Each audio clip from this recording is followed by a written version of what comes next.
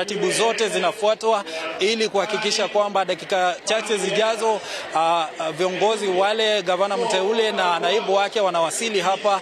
Kumbuka gavana huyu Kimani Matangi Trevor amekuwa seneta wa kaunti hii ya Kiambu kwa miaka 10 na ndiye seneta pekee katika kaunti hizi za Mount Kenya ambaye amekuwa seneta kwa miaka hiyo 10 mfululizo, hatamu hizo mbili, na hivi leo anapanda cheo kuwa gavana wa kaunti hii baada ya kuchaguliwa na kura zaidi ya 348,000. Hali ndivyo ilivyo Trevor, na kwa hakika tutaendelea kupasha jinsi mambo yatakuwa yakiendelea kufanyika hapa katika uga huu wa Kirigiti hapa kaunti ya Kiambu. Trevor, asante sana Harun Njoroge Maina ukiwa Kiambu. Hapo hivyo naona kama maendeleo yanaendelea hapo hivyo, mpango za kuwapisha Kimani wa Matangi inaendelea kabambe kabisa. Kwanza tutoke huko twende katika jumba la Parliament, the 13th Parliament, where Seth Olale is standing by with the latest. Seth, good morning, it's good to see you. So there's an orientation of the members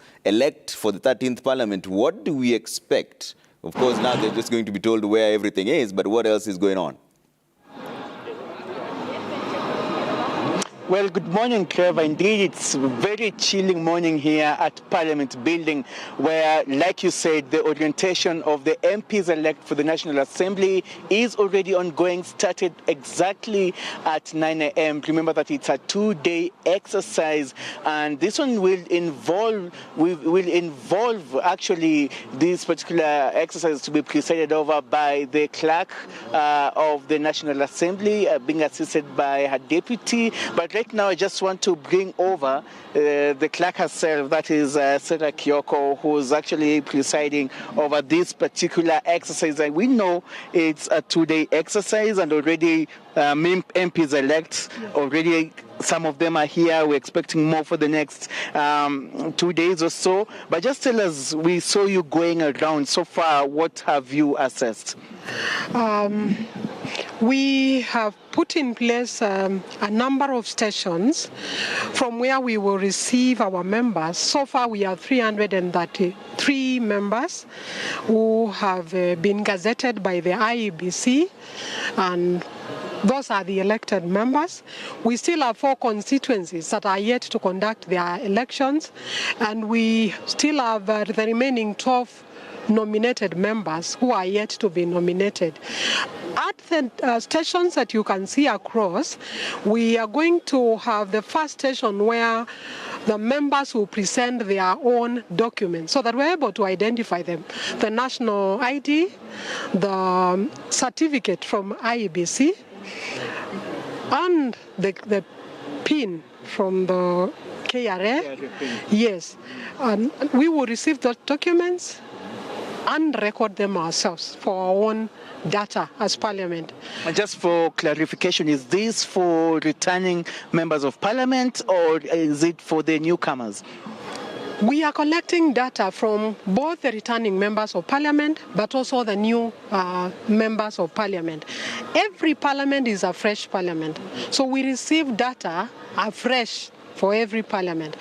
That means that we will receive the data from those who have been here before, but the new ones, yes. You've said it's 233 members at least. 333 for now. So what will happen to the rest who will not be in today's and tomorrow's exercise? Once they are ready to come, we will also receive their documents in a similar manner. After we have received their documents, we shall continue to verify the documents in the next tent, take photographs of them in the next pen, have them fill biodata forms in the next tent, and then we give them information on their entitlements from the Human Resource Directorate, and also their medical related information. And at the last tent, we will give them an ID. In the process, after the photo is taken, we will get an ID which will issue at the last tent. Orientation basically is for them so that we can receive them, show them around, and tell them what they would be entitled to. The last thing we would do is that we would take them to the chamber and we would show them how to use a chamber equipment, like for speaking, like for voting, like how to, because we have gone paperless. Our documents are uploaded. If you need the constitution, how do you access it in the iPad? How do you access the standing orders? How do you access the order paper? And the order paper in this case is the agenda of the day during each sitting. So we will take them round that. Once that is done, we will await the convening of the first sitting of Parliament, which is normally done by the President, and within 30 days after the date of election. Once the sitting is called, we'll be able to swear in the members, elect a Speaker and a Deputy Speaker. After that, we will roll out a big induction where we can now take them into detail in the provisions of the standing orders, how committees operate, and how Parliament generally works. Yes. Okay. And of course, also in the notice that you gave and published on newspapers in regards to today's and tomorrow exercise, you did mention that, some members may be required. They should just be on standby in case any more information, documentation is needed other than the PIN, the original IDs, as well as a certificate from IEBC returning officer. So you did mention that additional documentation may be required, and especially for purposes of biodata such as the medical card and insurance and all that. Have you ever also experienced such in the previous sittings or previous orientations of Parliament? Yes. This is not the first time we are conducting an orientation. It has happened over the years, and from the onset of the bicameral legislature, we have conducted it in this manner. So this is not the first time we are doing it. And of course, it's only 2 days. Maybe it wouldn't be enough for this particular, and especially for MPs, yes, the newcomers, the new MPs elect. Of course, 2 days won't be enough. We also know that there will be an induction later on, yes, the dates and the venues to be confirmed later? Yes, the dates and the venue would be confirmed later, because that has to follow their swearing in, the election of the Speaker and the election of the Deputy Speaker. But that should be shortly after that is done, after the swearing in. Yes, yeah. And of course, let me just drop you in. We are expecting a very, very busy 13th House as soon as they will be sworn in. And what is just your advice as, the clerk of the National Assembly for the new coming members and also the ones that already existed in terms of policy formulation and their conduct in the National Assembly? We know that already there is intense lobbying in regards to, even selection of the speakers and leaders of majority, minority. There's already it's really busy behind the scenes. But what is just your advice to the MPs who are coming, just to calm down their nerves? It has been a very, very busy campaign session. What can you advise the members of the 13th House? First of all, is to assure them that the administration of the National Assembly is ready to receive them. And once we receive them, we are ready to facilitate them to understand their roles, to take them through the rules of procedure which they would be required to follow, and to assist them to clearly understand how to execute their mandate. That we assure them we shall do. Yes.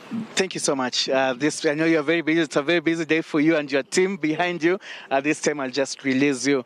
Yeah, so thank you so much. That was Sarah Kioko, the acting clerk of the National Assembly, just ensuring that today's exercise goes on smoothly and as planned. You're talking about the orientation, the registration of the 13th House, the MPs-elect of the National Assembly who are just making their way here at Parliament Building. What will happen is that they are required to formally present their original national IDs, original original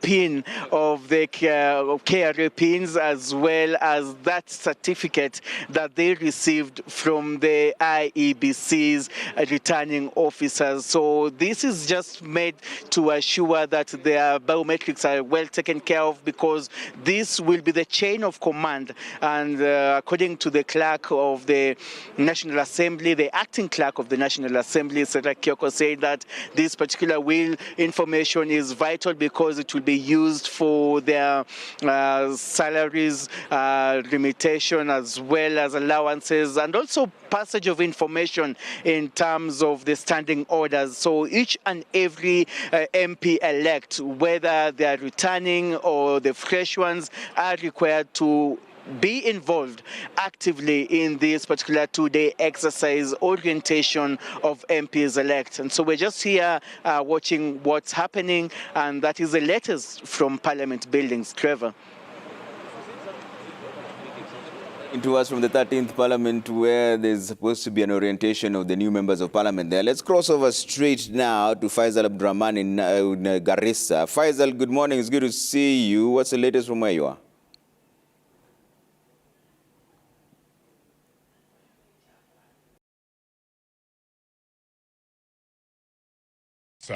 So all of the charcoal dust that we collect from the vendors who sell charcoal in Nairobi, basically about 10% of everything that comes in is broken into fines that are too small to use in a jiko.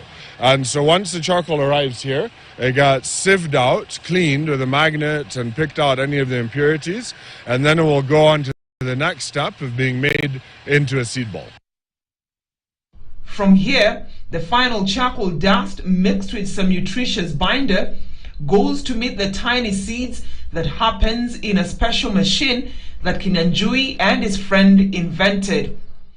The function of the charcoal coating is to help protect the seed within from predators such as rodents and even birds until the much needed rain pours to help it germinate. So that's where we've brought this concept of bringing old waste charcoal dust from those same type of trees in those same areas to coat and protect the seeds so they can sit around for even 10 months, 1 year, waiting for the rains to come, and then they can start germinating.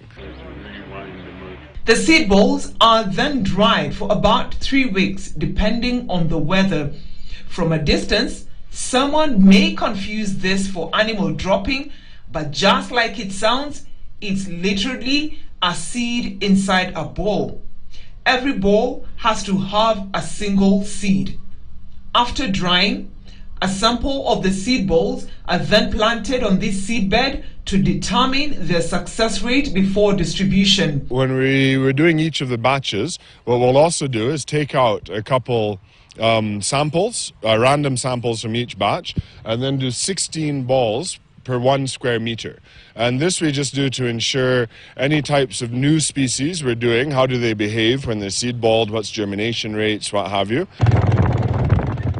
These seed balls can easily be dispersed over large, remote and inaccessible areas. It is an engaging and fun activity that encourages everyone to take part in reforesting Kenya.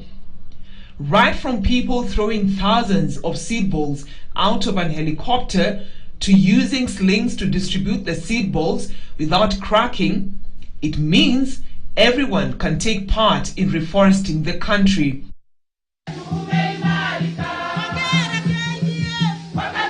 President Uhuru Kenyatta early this year set an ambitious 30% target for the country's forest cover by 2050.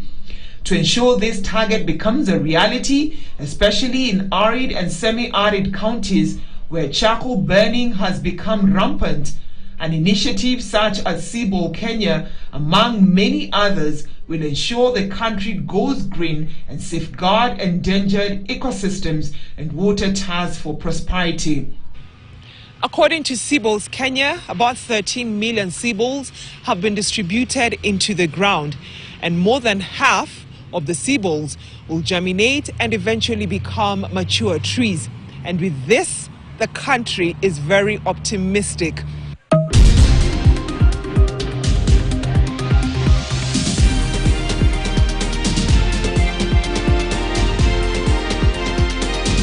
KTN News. Get the whole story. Inakadiriwa takribani tani bilioni 11 za taka ulimwenguni huchangia uzalishaji wa gesi chafu duniani, mathalan 5% kila mwaka. Ripoti ya shirika la Umoja wa Mataifa kuhusu mazingira UNEP inasema kwamba ni miji ya nchi zilizostawi na zinazoendelea zenye uchangiaji mkuu wa taka. Nairobi ni miongoni mwa miji michafu inayomulikwa na mashirika mbalimbali ya kimazingira.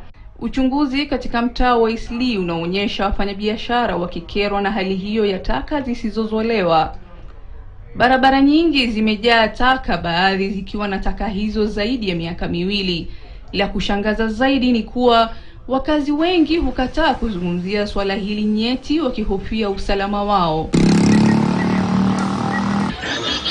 Jen Karanja, ambaye ni mkaazi na mfanyabiashara kando ya barabara ya Eastleigh First Street, anasema katika miaka 15 ya kuuza katika kibanda chake, biashara sasa hivi haina faida, kwani wanunuaji wengi wanachukizwa na taka zilizomzunguka.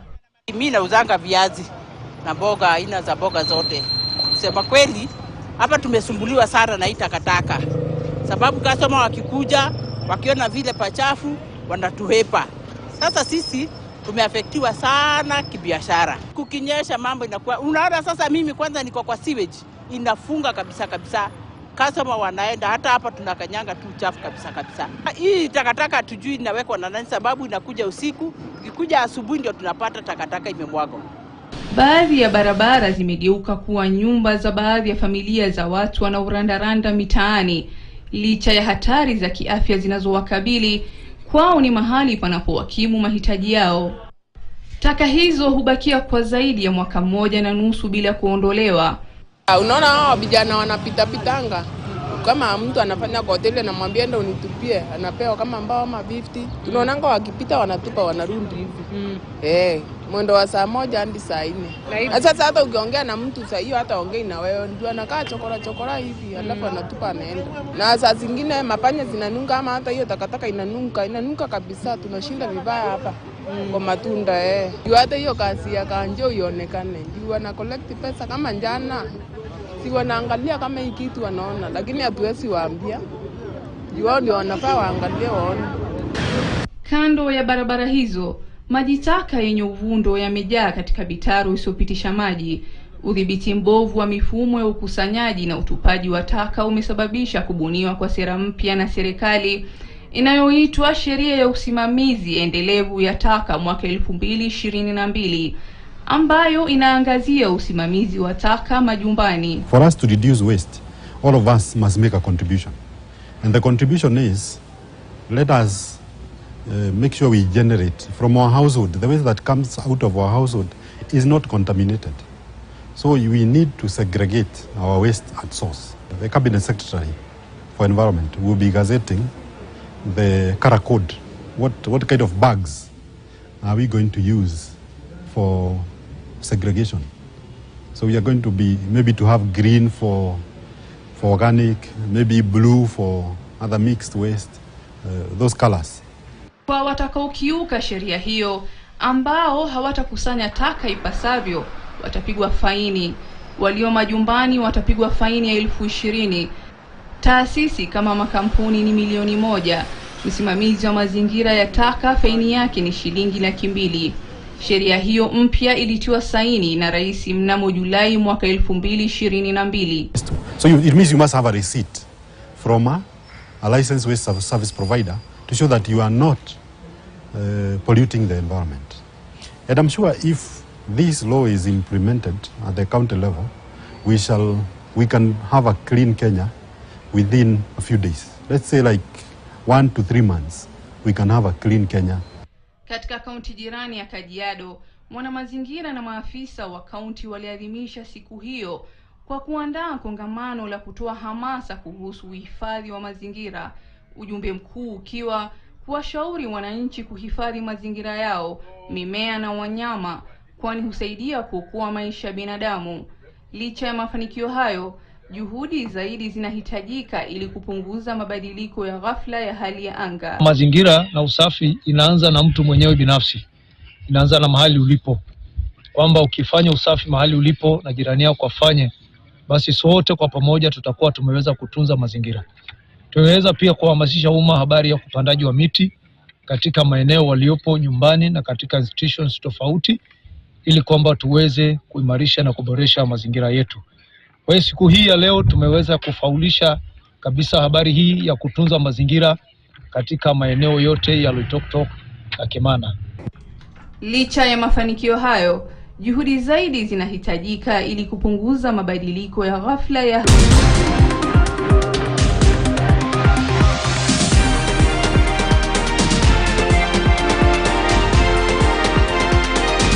KTN News. Get the whole story.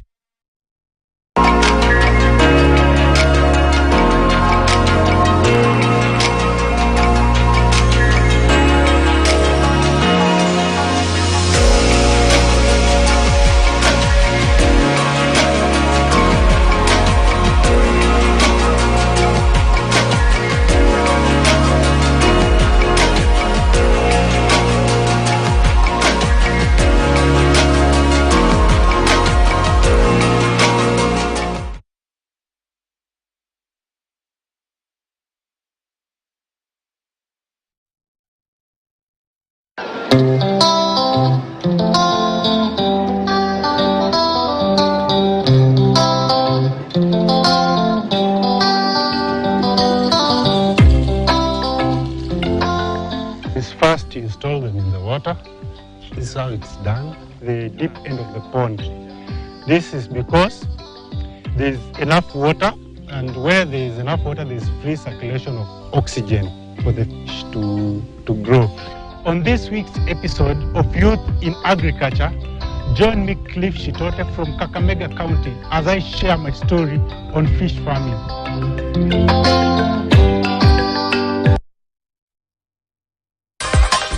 Umoja wa kitaifa, umoja wa taifa letu. Kura zimekwisha, turudi kwa mashamba, tufanye kazi zetu, tufanye biashara, watoto wetu wasome, na vitengo vyote vinavyochenga inchi tuhakikishe kwamba tunashughulika.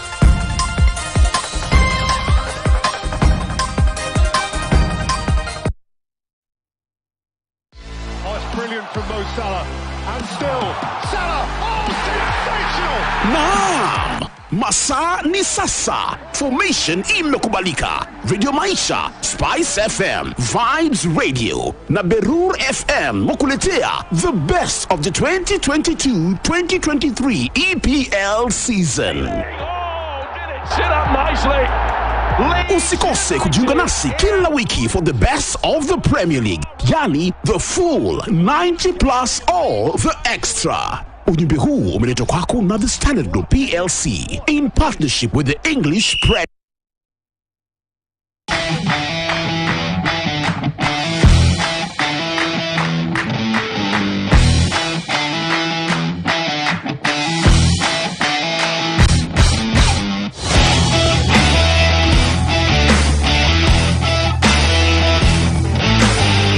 TV inakuletea season mpya na itakuwa bigger and better kuliko season yoyote ingine. Jinyakulie decoder ya Go TV yenye mwezi mmoja wa Go TV Plus kwa shilingi 1299 na ujitayarishe watch bigger, better football. Go TV, love it.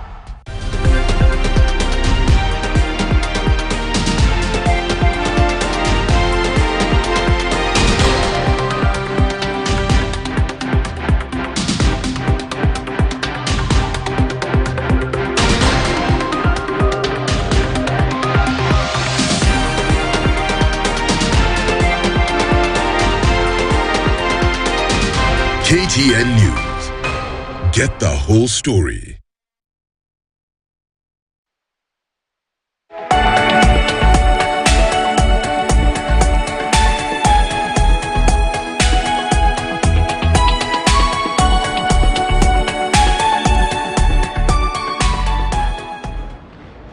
A very good morning to you. Welcome to KTN News Center. It is the 25th day of August 2022. My name is Fatia Mohamed Noor. Today, of course, is a very important day in the counties because of the swearing in of various governors and the Member of Parliament. But first, Kenya welcomes 7 female governors to office today. Among those is Susan Kihika, who was elected governor in Nakuru County. The former senator takes oath of office to replace Lee Kinyanjui, who lost in the just concluded polls. Our reporter Dalmas Sakali with the details from Rift Valley. Good morning, Dalmas. Good morning. Thank you so much. As you've said, this is Nakuru County, and we are at Nakuru ASK showground. And residents of Nakuru County are coming in and being entertained, even as we're waiting for the various dignitaries. Of course, top amongst them being Susan Kihika, who is the governor-elect, who in a short while will actually now officially become the governor of Nakuru County, being the first woman governor of this county. We are expecting, of course, thousands and thousands of residents and various guests will be coming in here at Nakuru ASK showground with the planners, as per the communication yesterday, saying that they are expecting close to 10,000 guests, of course, including the Nakuru County residents. Later on, we shall be expecting the arrival of Governor Susan Kihika, governor-elect, with, of course, the deputy governor-elect, David Kones, at this venue. And, of course, we expect their swearing in to take place before 2 p.m. as per the guidelines. It's also important to note that we also expect the outgoing governor, Liki Nyanjui, who was defeated by Kihika, to also be here to hand over the instruments of power to the incoming governor at this event. Allow me to speak to various residents here. Of course, we already have thousands of them here who've already arrived here to be part of this historic event of the handover from the current governor to the incoming governor Susan Kihika. Na utaniruhusu nianze na mama kutokana na kwamba gavana ambaye amekuja sasa ni mama. Mama, unaitwa nani? Na labda unaweza ukatueleza unajisikiaje kuwa sehemu ya siku hii ya historia hii leo hapa katika Nakuru ASK showground? Mimi kwa majina anajulikana kama Rehema Yusuf, na mimi ni mzaliwa hapa Nakuru, na ninashukuru sana kwa kumchagua mama kuwa kama gavana wetu Nakuru. Kusema ukweli, tumekuja kwa wingi kwa sababu tulimchagua huyu mama na roho moja, na tunampenda, na tumekuja kwa wingi, na tunasema wakati anapoingia katika hiki kiti atukumbuke wamama wa chini, aweze kutuinua, kwa sababu tumechagua wamama waweze katufanyia kazi, na tuko na yeye na tutafanya kazi pamoja na yeye. Unaweza ukasema ni jambo gani moja unahisi kwamba anafaa kukufanyia? Tarajio lako moja kutoka kwa gavana Susan Kihika ni gani? Swala gani unahisi anafaa kulipa kipaumbele? Anafaa kutulipia kama sisi wa mama NHIF, na pia tunaomba aweze kutusaidia upande wa biashara, watu wa Kanjo wasije wakatusumbua, kwa sababu sisi ni watu wa wananchi wa chini, hatuna uwezo kabisa, lakini tunaamini bila anaingia ataweza kutujali sisi wa mama, haswa wa mama wajane na wa mama single ladies. Tunaomba tuangalie kabisa. Nowadays it is said that behind every successful woman there is also a man. Of course that is the reverse. Allow me to speak to this gentleman here. Labda kwa majina unaitwa nani na unajisikiaje kuwa sehemu ya siku hii ya leo? Kwa majina naitwa Charles Mboi. Kwangu natoka upande wa Bahati constituency. Nina furaha sana kukuja hii swearing in ya Susan. Governor tumefanya kazi na yeye kwa muda wakati wa kutoka kampeni nyingine mpaka hii. I'm very excited to be part of this swearing in. My expectation is, you see, Nakuru is majorly agriculture, and what I'm thinking, and she has really promised, and I know even right now they have gone onto the ground to do many of the general service things like hospitals and water. They've gone out already to map themselves out, and we have very high expectations. But in terms of agriculture, my expectation is that Susan will be able to expose us, the young people, into markets where we can value add our products from the agriculture, and then expose us to markets, especially international market, where Kenya is a country, we are not well exposed there. There's so much potential in Nakuru everywhere, and there's so much food around here. All right. Allow me to speak to the last one here. Of course, there are so many of them willing to speak to us. Naona umevalia VIP access. Labda tuanze kwa majina. Kwa majina ni Martin Kagai, mkaji wa Nakuru County, Subukia constituency, and the aspiring speaker for the county assembly of Nakuru County. Yeah. I see you've decided to come here and be part of this historic event. What are your expectations? Our expectations is that first and foremost we want to thank the people of Nakuru for voting Susan Kihika, and they have voted the best. And having voted the best is that they have very many expectations, and we are hopeful that she's going to meet all of them, if not all of them, maybe 90%. Yeah. And of course, after here, you're lobbying for the speaker's position. Yeah, I'm lobbying for the speaker's position, and being the youngest candidate in the race, I want to ask all the members of the county assembly to vote for me, and I promise to work together with them in the legislative arm of the government of the county assembly, and for the good of the whole of Nakuru County. And maybe the residents may speak to their members of the county assembly and tell them to vote for me. I see you also here. What are your expectations today? Well, thank you. My name is Hassan Haji. I'm a youth leader here in Nakuru County, and also I'm expecting to be nominated into the county assembly. And Susan Kihika, being a mother, I'm sure she's going to do everything to make sure that Nakuru is in safe hands. And we are very confident, and we are very happy that she was elected into the office. And what I just want to urge the people of Nakuru, let's give her support. She has the will, and she has the wisdom, and she's going to do everything. Yeah, thank you. Thank you. All right. Of course, those are residents of Nakuru County expressing their gratitude at being a part of this great occasion. So allow me to get back to you in studio. From Nakuru SK Showground, we'll be following proceedings across the day. Back to you in studio. Right, Damas Sakali there in Nakuru, just giving us an update. Of course, Susan Kihika is expected to be sworn in as the governor of Nakuru County. Now let's just go to another county, of course, to Nyeri County, where we're expecting Mutahi Kahiga to be sworn in as the next governor of Nyeri. Clement Masombo is live there. Clement, bring us up to speed with the latest from Nyeri.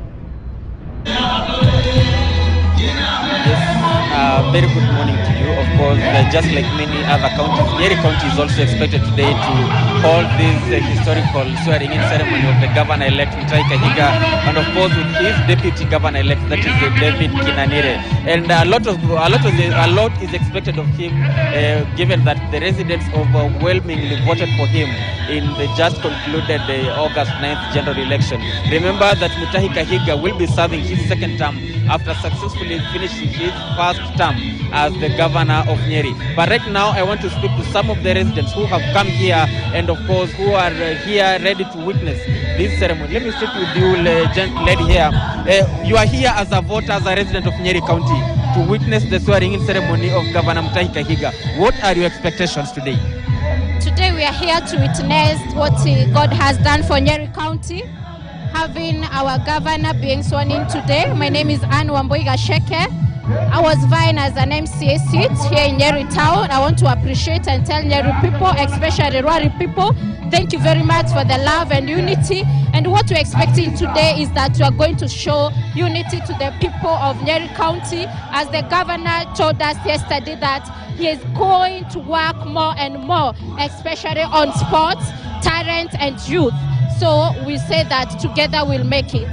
Yeah. All right, thank you so much. Let me engage you, sir. You are here as a voter, as a resident of Nyeri County. What are your expectations today, and of course from the governor in the next 5 years as he leads the county? My name is Mr. Dhande Wajogu from Mukurweini, one of the 6 sub-counties of Nyeri County.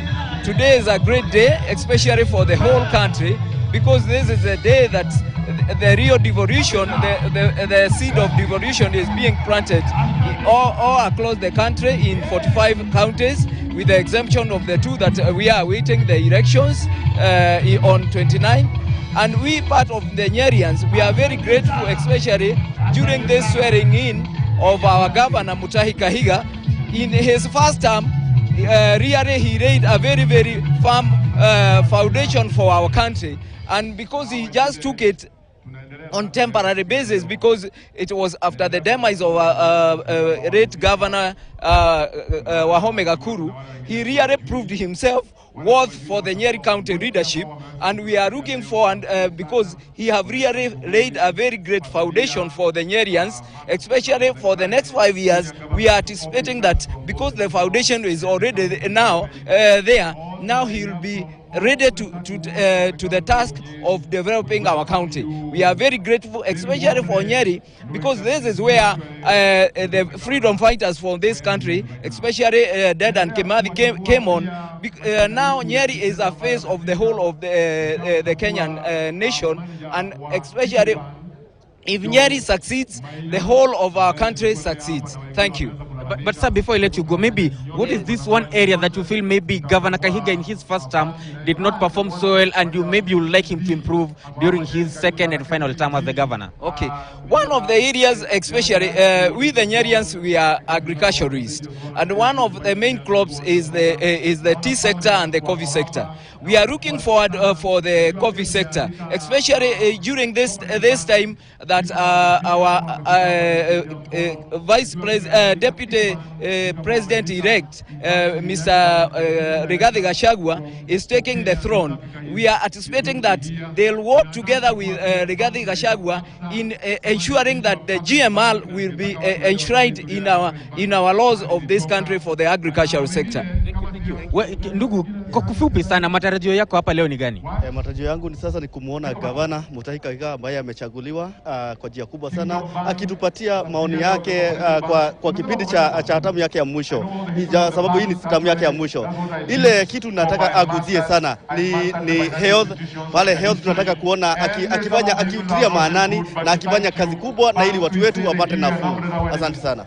Okay, asante sana. Of course, those are views of the residents and voters of Nyeri County, and they say that to whom much is given, of course, much is expected, and they have full of hope from Governor Mutahi Kahiga as he officially begins his second term as the governor of Nyeri County. But remember, today's event, the guest of honor is expected to be the Deputy President-elect, that is Rigathi Gachagua, given that this is his county, and of course, he will be here witnessing his governor take oath as the second governor of Nyeri. Over to you. Right, that is Clement Masombo from Nyeri, just giving us that update. Of course, Mutahi Kahiga is supposed to be sworn in as the governor of Nyeri. Let's now move on to Kwale County, where Fatuma Achani is expected to be sworn in as the next governor of Kwale County. Of course, she is the first female governor of the Coast region. Our reporter Tobias Chanji is coming to us live from there. Tobias, bring us up to date with that. A very good morning indeed. We are at Kwale County Stadium where we're expecting the arrival of Deputy Governor and who is now the Governor-elect of Kwale County, that is Fatuma Achani. Already everything is set and her husband has already made way here, and the program that we've been told is that next to arrive will be Joseph Chirema. Joseph Chirema is an MCA and he has been the running mate to Fatuma Achani. Then thereafter, we expect Fatuma Achani to arrive here, then followed by the current, rather outgoing governor, who is Salim Mvurya. Remember that Fatuma Achani won by garnering 59,000 votes against his closest rival, who was Professor Hamadi Boga, who got 53,000 votes. And Achani came to power in 2013, whereby she was the deputy governor for outgoing governor Salim Mvurya, and she previously worked at the feeder, and she's professionally a lawyer. But just allow me to speak to some of the guests who've arrived here, maybe to just tell us more about today's function. Tuanze na majina yako, tuelezee Wakenya wetu na wewe ndo na simamia sherehe ya leo, labda watarajie nini? Mimi kwa majina naitwa Mshenga Vuyaruga, msimamizi wa sherehe ya leo, yani katibu katika sherehe hii wa kamati andalizi. Tunatarajia leo kumwapisha gavana wetu Mama Fatuma Mohamed Achani achukue hatamu kutoka kwa gavana wetu mpendwa Mheshimiwa Salim Mvurya wakati wote kuanzia hivi sasa. Labda tueleze tu kipindi au program ambayo vile imepangwa itakuwaje kuanzia sasa hadi sana. Ni sherehe ya kumwapisha, ndio sherehe muhimu. Alafu kuna ngoma tofauti zitaendelea. Asante sana. Sawa. Then speaking also to the secretary, to the executive, that is Sylvia Chidodo, maybe just tell us more about this day and what are your expectations? Thank you very much. Today is a very great day for Kwale County, because as is, we are making history to have the first governor in the Coast region, but also the first female governor for the country. Our expectations are very high in terms of the number of people that you can see have attended. We've already done the briefing and the procession is already on the way, led by Lady Justice Olga Sewe, and then followed by there. So in the next less than 30 minutes, we should be starting our function officially. Yes, thank you very much. Thank you and all the best. There you have it. These are the guests that have been invited here. Then the entire residents of Kwale County are on the other side, and we expect that Fatuma Achani will be riding on the foundation that was put by the outgoing governor, that is Salim Mvurya, especially on matters to do with education, where he has set aside bursaries in every ward. Each of the 20 wards have been receiving 20 million shillings as the bursary. These and other things, the things that maybe residents of Kwale will be expecting the current government to address. Remember that Kwale County has 4 constituencies, Lungalunga, Kinango, Msambweni and Matuga, and 2 of the constituencies, especially Kinango and Lungalunga, are semi-arid, and the perennial issue there has been the issue to do with water. It's back to you in studio. Thank you, Tobias Chanji, for that. Of course, it's a beehive of events in almost all counties in the country today, but we want to take a short break here on News Center. When we'll be back, we'll be going to Parliament and talking to our reporter, Emmanuel To, to just give us an update. But let's take that break. We'll be back with more. Stay with us.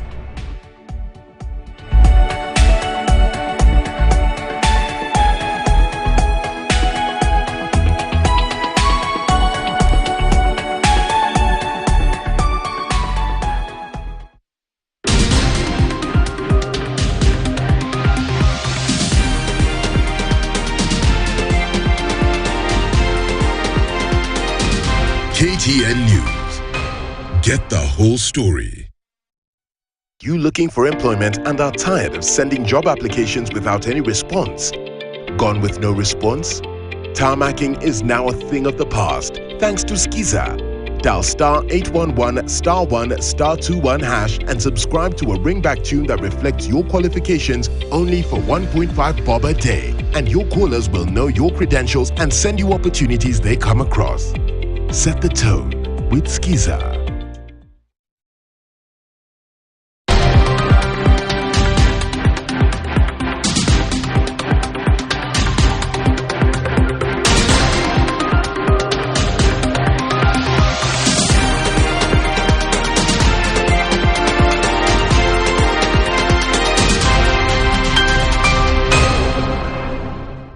Hello guys, I'm heading to the street to find out what Kenyans have to say about the true Kenyan spirit in one word. Let's go. Marafiki, pamoja, undugu yani. Upendo, amani. How ni maoni ya Wakenya kwenye street now to you? What do you have to say about the true Kenyan spirit in one word?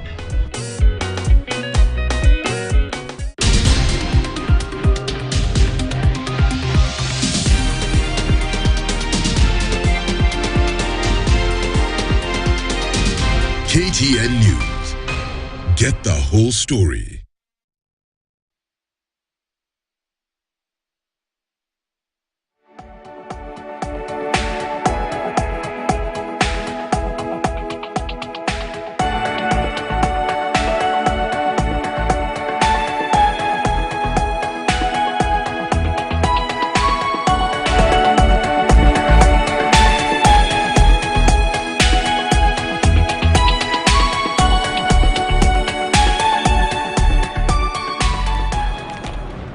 Welcome back to News Center. Now let's just take a look at the list of governors who've been elected in the just concluded 2022 elections.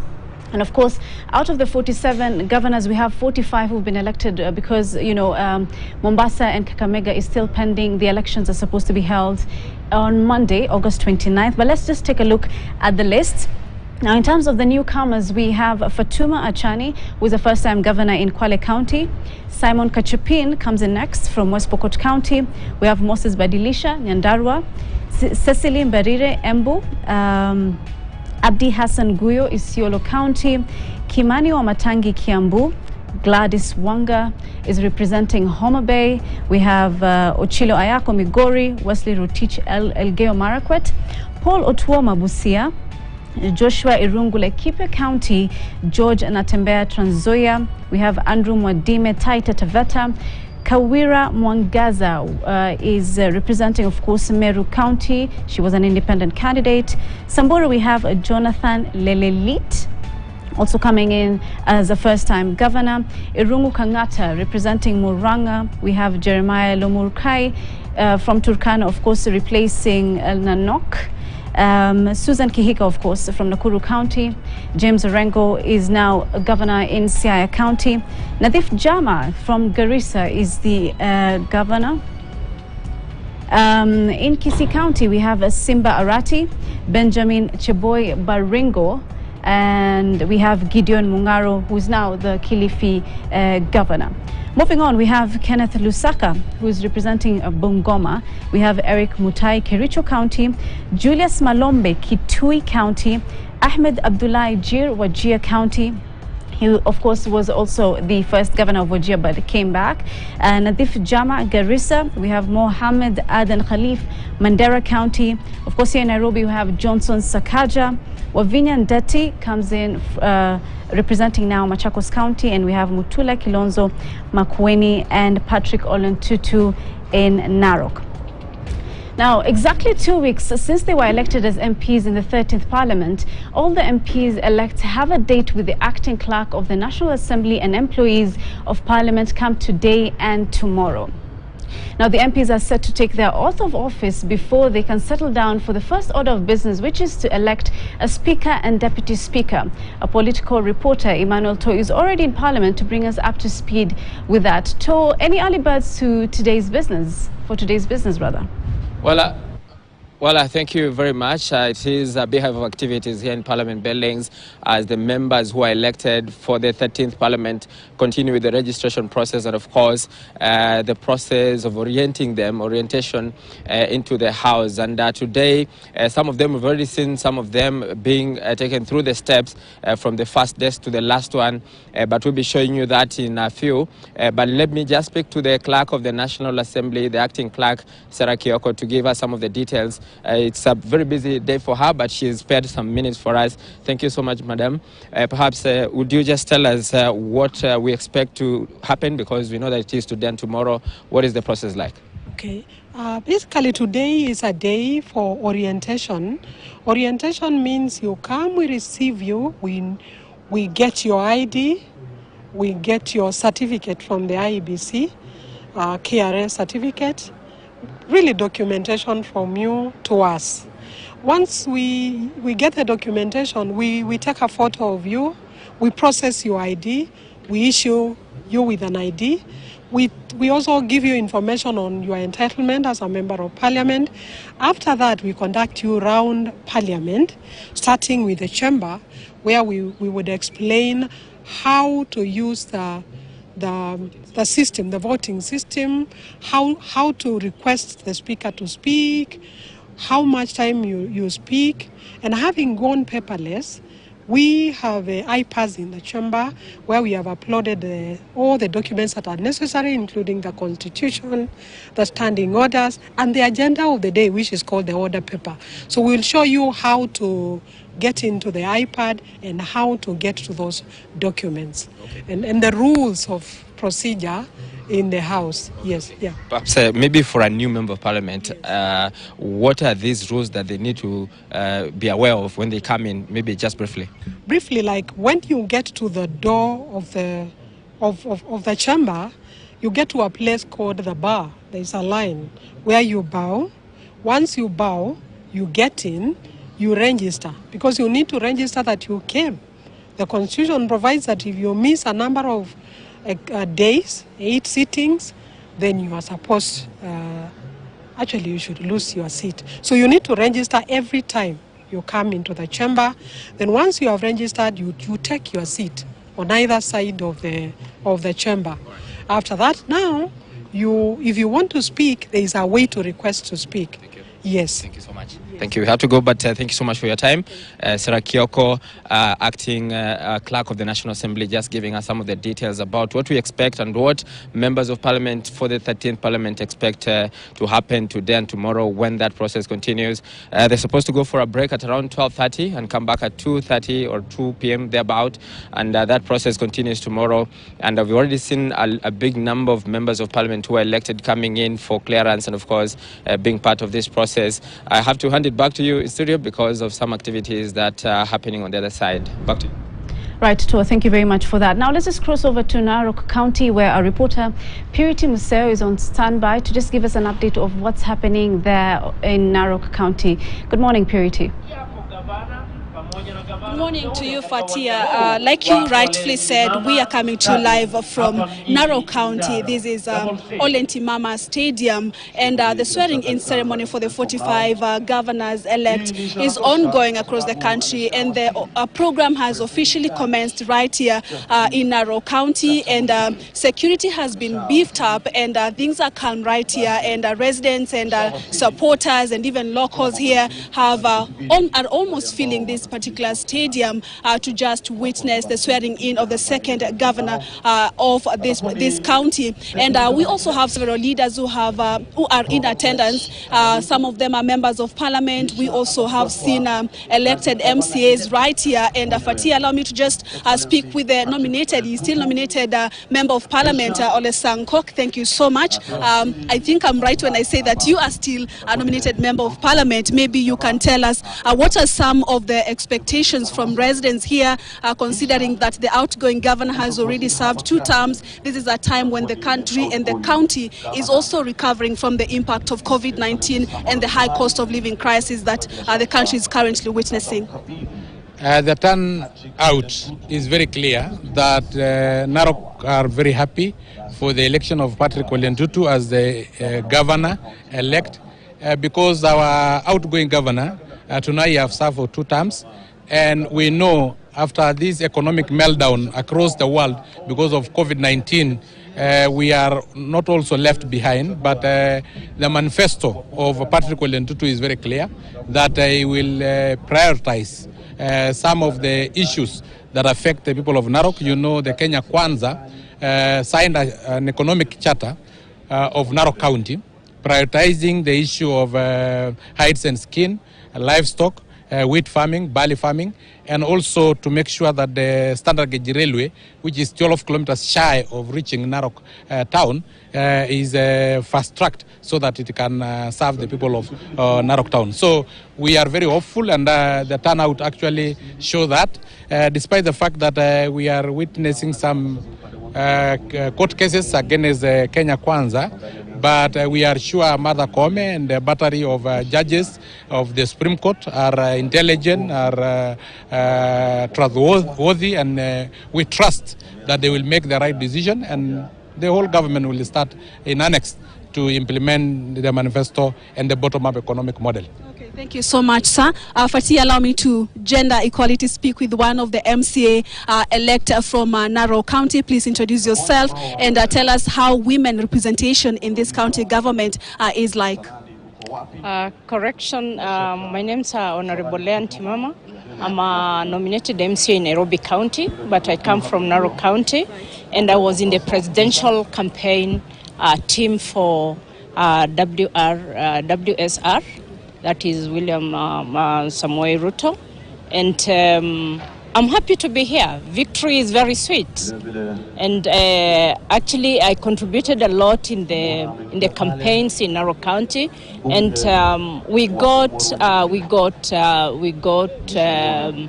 got some number of seats because we are the majority in the county assembly, and the governor-elect is from UDA, the women rep is from UDA. We have an MP for Narok East, Ken Naramat. We have Ole Tongoyo from Narok South. Let's talk about women representation in this particular county. About women, we are still behind in electing women. But for the first time in history, in Narok County, we have a woman MP in Narok North, where we stand right now. The MP here is a woman, Agnes Pareyo. I'm very proud of that. Even if she's not in my party, because she's in Jubilee Party, I'm very proud of her. Thank you so much. Thank you so much for your time. And those are some of the leaders from Narok County. This is one of the counties that witnessed a tight race in the gubernatorial race between Patrick Ole Ntutu and also Moitalel Ole Kenta. And therefore, again, when he will be making his speech after officially being sworn in, we will be keen to know how he intends to ensure that the residents here are united, because Fatia, we witnessed a clash between supporters of Patrick Ole Ntutu and also those of the Ole Kenta. But that is what we have for now. The ceremony has officially begun, and it's expected to come to a close latest by 2 p.m. as per the law. For now, it's back to you in studio, Fatia. Thank you, Purity, for that detailed report, of course. Let's now just cross over to Alan Ochanda, who is coming to us live, where Paul Otuoma, who is one of the newcomers governors, is supposed to be sworn in today. Alan, good morning. Well, good morning to you here from the county of Busia, the border county, code 040. Where the second governor, Dr. Paul Otuoma, is set to be sworn in, and the judge in charge of this is actually P.J. Otieno.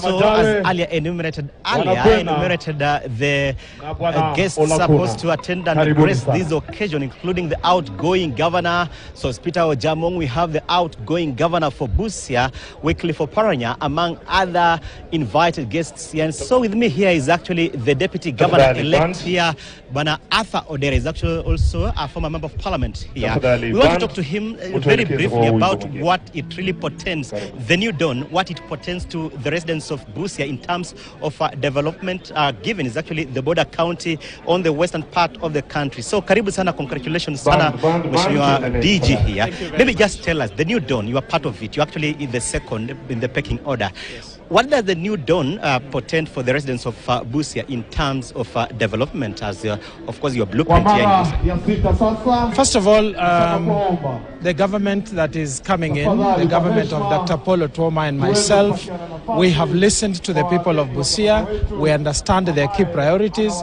We understand the things that irk them the most and make their lives difficult. And we have set our priorities as well based on what their priorities are.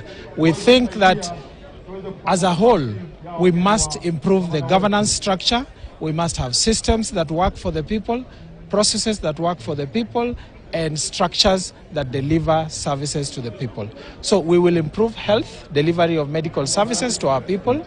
We will improve agricultural output for our farmers and improve marketing of our produce so that our farmers benefit better. We will improve water sufficiency for our people, improve infrastructure overall, including electrification of the place. I could go on and on.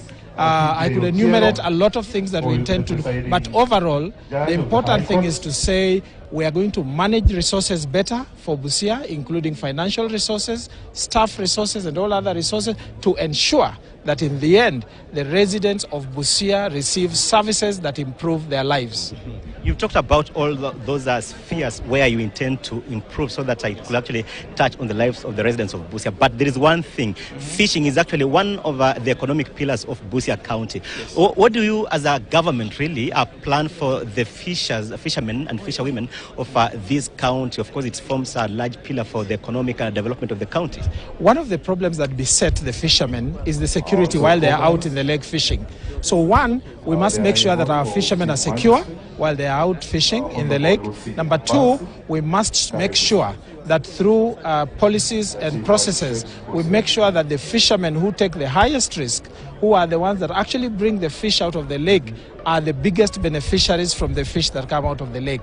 We must manage the marketing aspect of the fishing, even while we work hard to ensure the security of our fishermen, the infrastructure for the fishermen, to enable them to fish where there is plenty of... But at the same time, we must be strategic about it so that we protect the fish resources, so that we don't deplete the fish in the lake. So we must be strategic so that as we fish, we also grow more fish, and that can be done through clever methods of fisheries. Nice. Thanks so much, Bwana DG. Of course, we shall be catching up later. We wish you really the best as you start a new dawn for the residents of Busia here.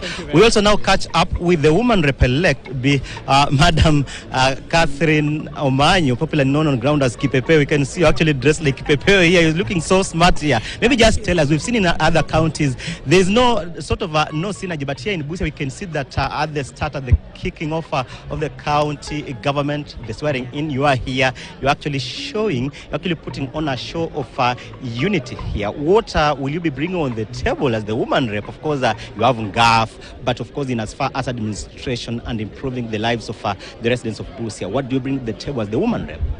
Soft power in me, motherly touch, where the governor will maybe not be aware or needing help. I will be here because one, I've liaised with him before, and the team building in him is really encouraging. So we will be here for each other, to support each other and make sure that all the basic needs and human rights are observed. Yeah. So we've also seen in the past some of the county governments really are not involving women in their leadership, and also of course the women representatives in their leadership. And of course we've seen that really bring some differences in the county that really affecting the delivery of services. Of course, as a woman representative, I was actually taking over from Florence Mutua. We've seen issues really affecting the residents of Busia here. What about what do you really have for what, of course, in your basket? What do you have for the women of Busia? I want to make sure that the people living with disability are positioned in places of authority too, and are not just there to be counted to fill in the 2/3 gender rule, and also to make sure that a woman in the society is empowered good enough. Apart from women, we have youths who are largely used when they are needed, but we need them to be part of a solution in our Busia County. So we have little other things that we will involve them to keep them busy around the year, not just a particular time or season of the year. Yes. Nice. Thanks so much, woman rep-elect for Busia County, Catherine Omanyo, popularly known as Kipepo here in Busia. So quite elated here. But if my colleague can just pan here, the outgoing Senator Amos Wako, we have the former member of parliament for Westlands, that's Fred Gumo, Banakam Gumo. They are gracing this occasion. We are aware the judge in charge of this, who is actually supposed to administer the oath to the governor and deputy governor-elect, have already arrived here. And so we shall be, of course, remember that this particular event here in Busia will be streamed live, will actually be aired live from KTN from around 11 sharp to around 30 sharp. But of course, early dawn for the residents of Busia here, where the second governor, taking over from the pioneer governor, Peter Ojamo. Thank you so much, Alan Ochanda, for that. Of course, there's a big hive of events happening in the country. But now I want us to cross over to KICC, where the governor-elect of Nairobi, Johnson Sakaja, is being sworn in. The president-elect, of course, William Ruto, is also in attendance. Let's just cross over there and see what's happening. Thank you very much.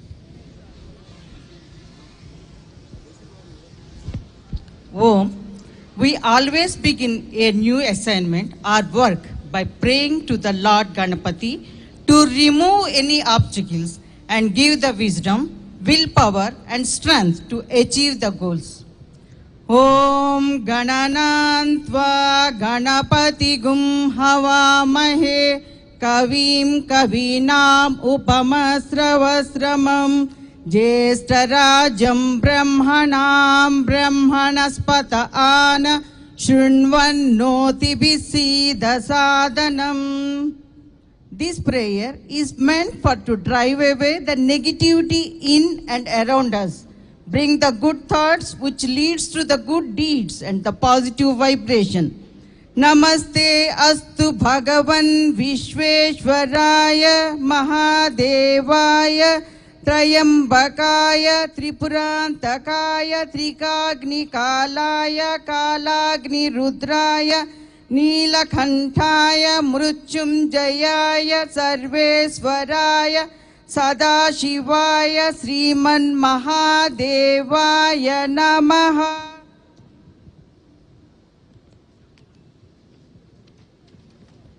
Asatoma Sadgamaya Tamasoma Jyotirgamaya Mrutyurma Amrutam Gamaya. Om Shanti Shanti Shanti. We pray for the peace in our family, peace in our motherland, peace in the universe. Let the peace and tranquility prevail in our beautiful country, Kenya, at all times. Mungu tu bariki, Mungu ibariki Kenya. Amani, amani, amani. Ashantini sana. Now we invite the Christian faith to come and say a word of prayer.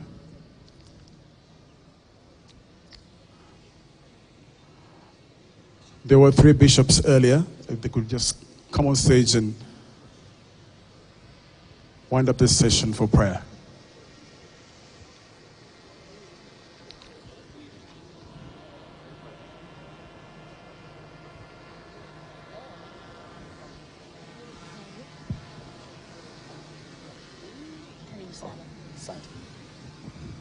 Heavenly Father, in the name of Jesus, we want to thank you, worship you, and love you because you're a good God. We want to thank you because of the nation of Kenya. We bless your holy name because of what you have done. We want to thank you because you are the one that began this thing, and you're finishing it up in glory and victory.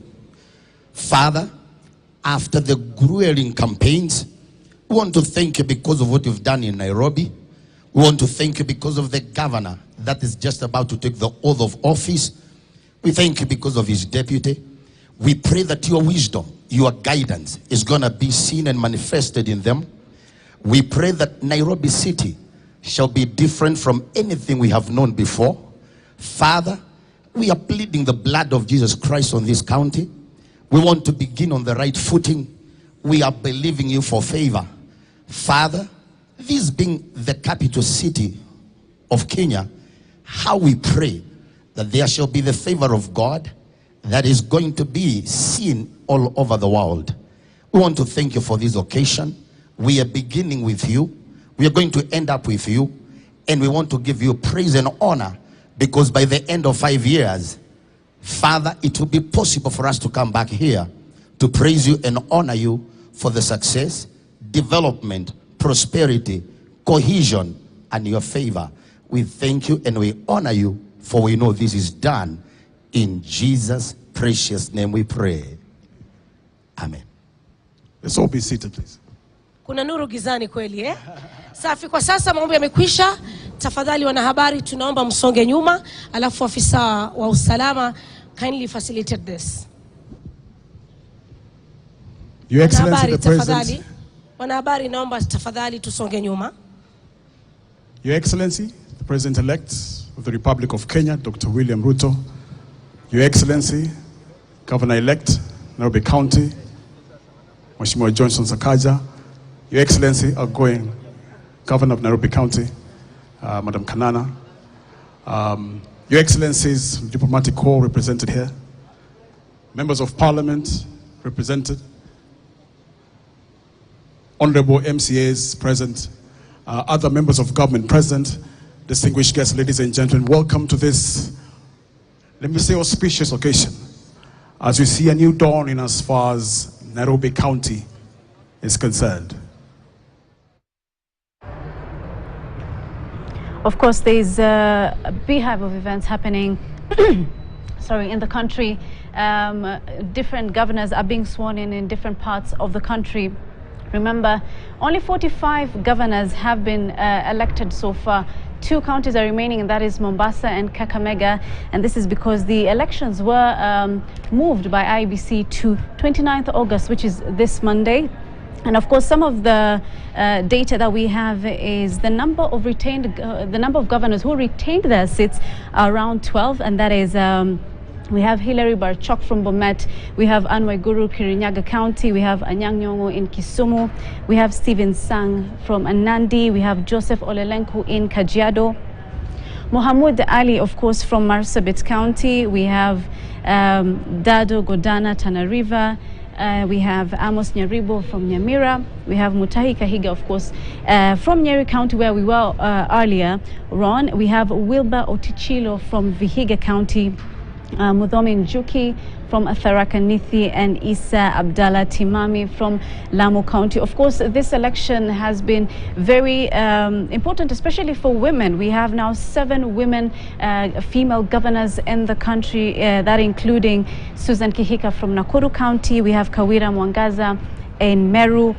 We have Gladys Wanga from Homa Bay, who of course previously was the woman representative for that particular area. We have Anwe Guru, of course, who has retained her seat in Kirinyaga County, and of course many more. And this just has been the turnout of election this particular year here in 2022.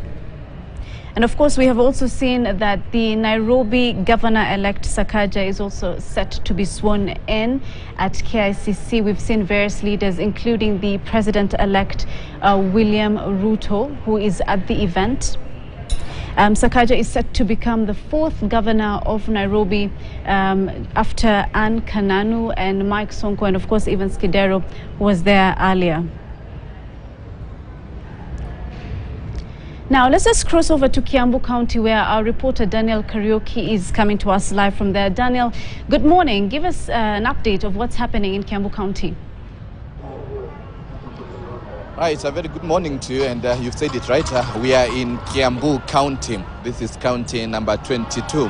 And as we speak right now, the county has a new governor. That's the 4th governor of the county after William Kabogo, Ferdinand Waititu, James Nyoro, and now we have Kimani Wamatangi, who was the senator for this county for 2 terms since 2013 to date. And today he will be sworn in as the 4th governor. As we speak right now, we are awaiting his arrival so that at least we can get to see him sworn in alongside his deputy. Well, also to note is that Wamatangi was voted in under UDA party, and that also happened to the senatorial position whereby Karungo Adhangwa was also elected under UDA, and the woman rep that Anne Wamuratha also voted in as the woman rep under UDA party. So UDA party having scooped the 3 positions in Kiambu County and several other areas in matters to do with the member of parliament and the county assembly. Actually, as we speak, the member of the county assembly are majorly from the UDA party, and that means Wamatangi, once sworn in, he might have maybe a walk in the park in matters to do with the legislation in the county assembly of Kiambu, in matters to do with maybe budget allocation and budget supplementary budget and so on and so forth. But as we speak right now, the crowds are here awaiting for the arrival of the governor-elect so that he may be sworn in. He managed to garner about 468,000 and was followed by his closest competitor, that's Oinaina Jango, who was the member of parliament Thika Town with about 268,000. And the pioneer governor, William Kabogo, came in 3rd with about 106,000 votes, and the incumbent, or rather the outgoing governor, Dr. James Nyoro, managed to garner 99,000.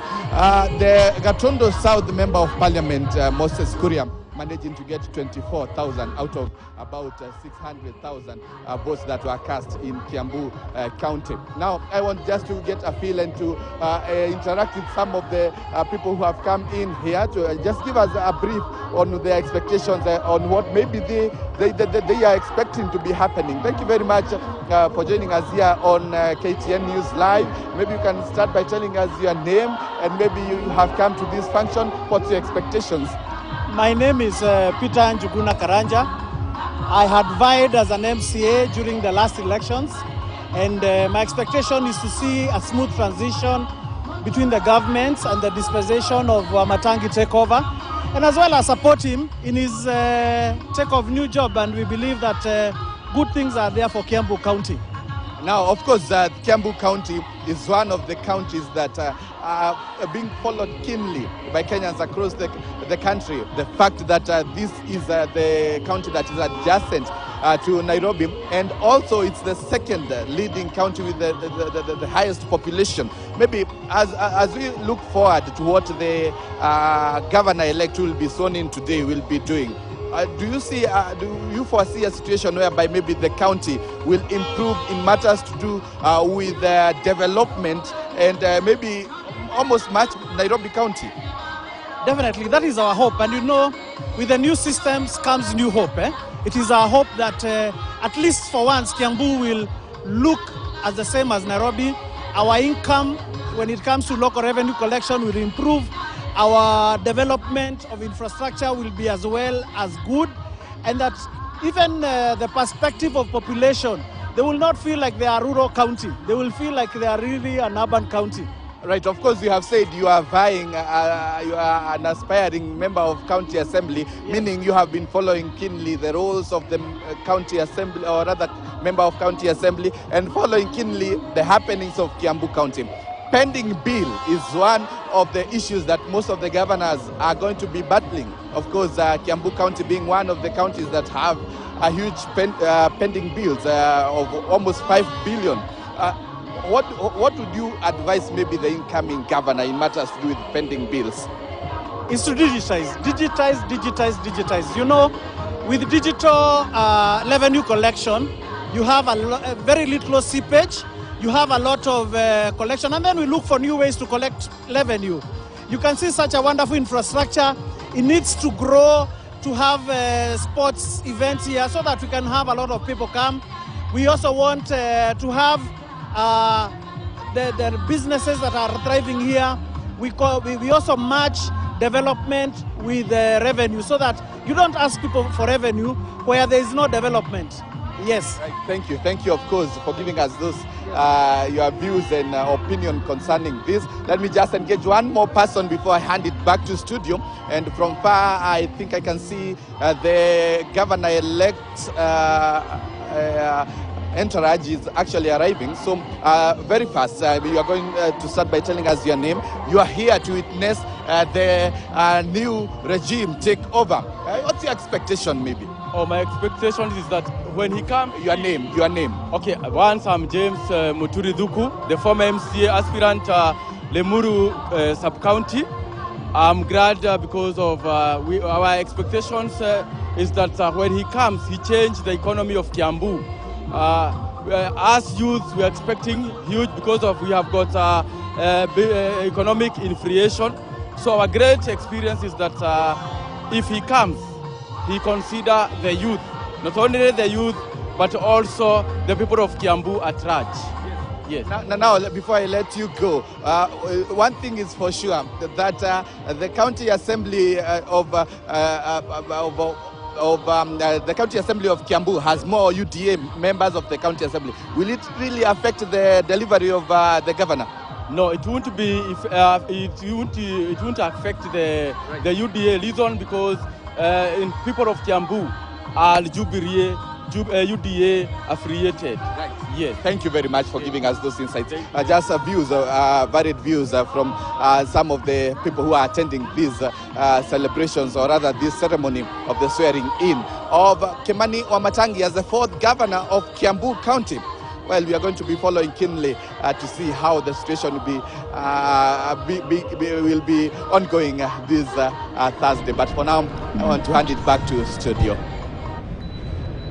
Of course, thank you, Daniel Kariuki, for that. Daniel is in Kiambu County, where Kimani Wamatangi is supposed to be sworn in as the governor in Kiambu County. Remember earlier on, Moses Kuri actually considered defeat in that gubernatorial race, and so he is set, Wamatangi is set to be sworn in as the governor-elect of Kiambu County. Now, of course, we've seen various things also happening in the country. We've seen Nairobi, Johnson Sakaja is to be sworn in Meru. Kawira Mwangaza, who is the first female governor of Meru County, is supposed to be sworn in also. There's a beehive of events happening in the country, of course, with regards to that. In Narok County, Patrick Olen Tutu is supposed to be sworn in as the governor of Narok County. Remember earlier on there were a bit of issues with regard to the results of the gubernatorial race in Narok between Patrick Olen Tutu and Moitalel Olekenta. But as you can see right now, the pictures that are coming to you live from Narok County, the swearing-in ceremony is yet to take place. In Busia County, Paul Otuoma, who is a newcomer governor, will be sworn in just a few minutes, of course, just replacing now Sospita Ojamong, who was the governor between 2017, of course, and 2022. So the pictures that you're seeing live on your screens are coming to you from Nairobi, Meru, Narok and Busia counties, where we are expecting the swearing ceremony of various governors to be taking place. We're also expecting James Orengo to be sworn in Siaya as the governor of that particular county. Remember, he was the senator, but now he is going to be sworn in as the governor of Siaya County.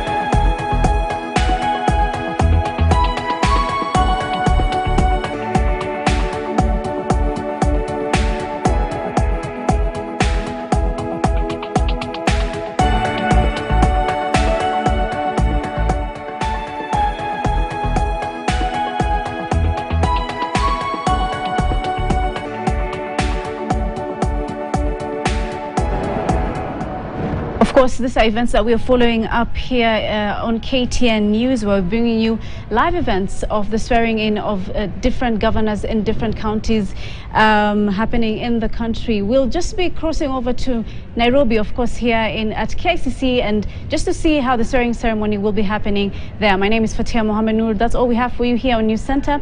Let's just cross over there and see what's happening. Of the Governor Act 2019. And my lady, you're called upon to administer the oath of office of the governor. And maybe I shall inform you that we shall swear in the governor first, and then we shall swear in the deputy governor. And I hereby call upon Honorable Sakaja Arthur Johnson, CBS, to take his stand. And he may be accompanied by Mrs. Sakaja to hold the Bible for him. My lady. Salimia. Hi. Judge will be on this side. Okay. Judge will be on this side.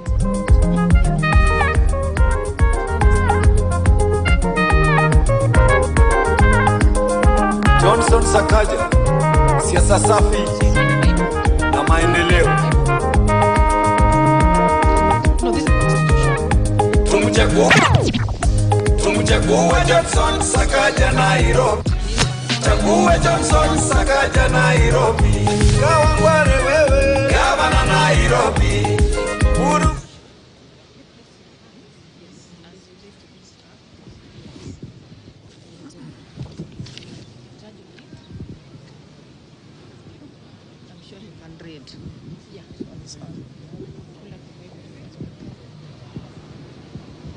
Proceed and read the oath of office. Thank you. I need the microphone.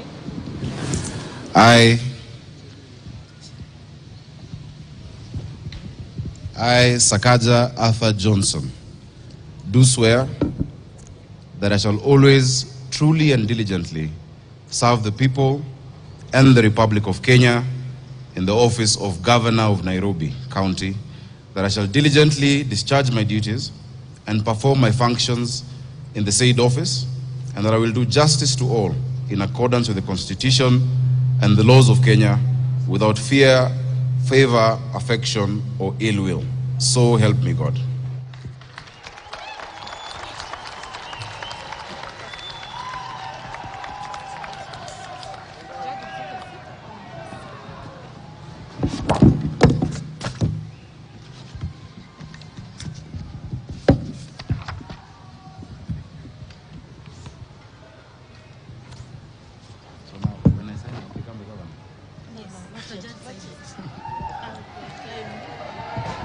So the governor will now sign the oath of office in triplicate.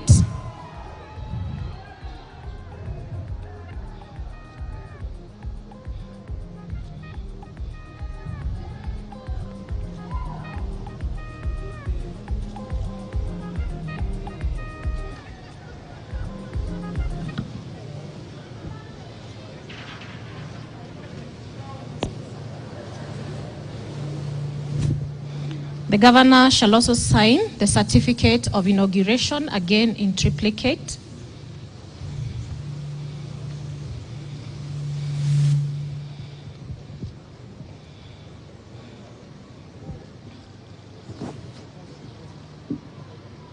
Sorry.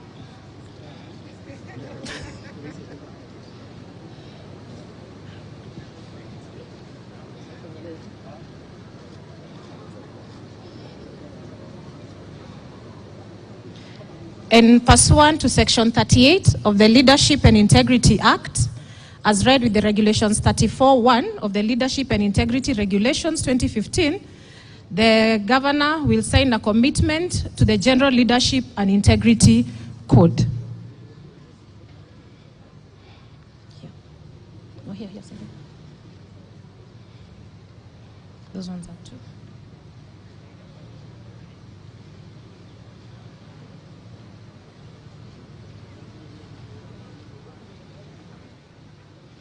And now the judge will commission the same.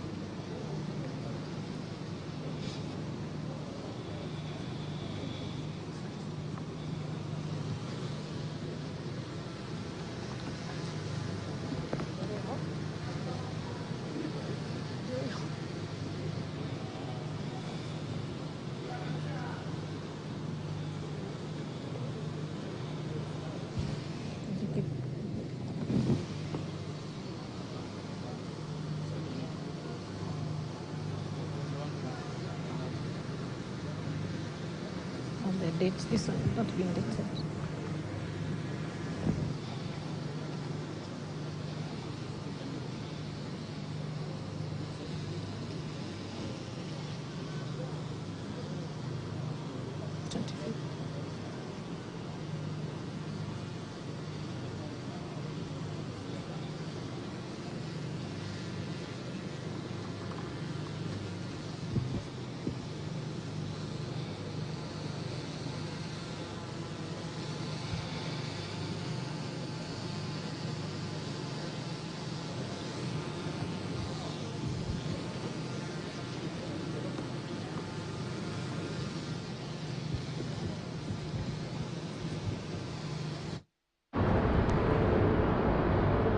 Of course, that's Johnson Sakaja has now officially been sworn in as the Nairobi governor, the 4th Nairobi governor. But I want us to just cross over to Eldoret, where our reporter Elvis Kosgei has an update for us. Good morning, Elvis.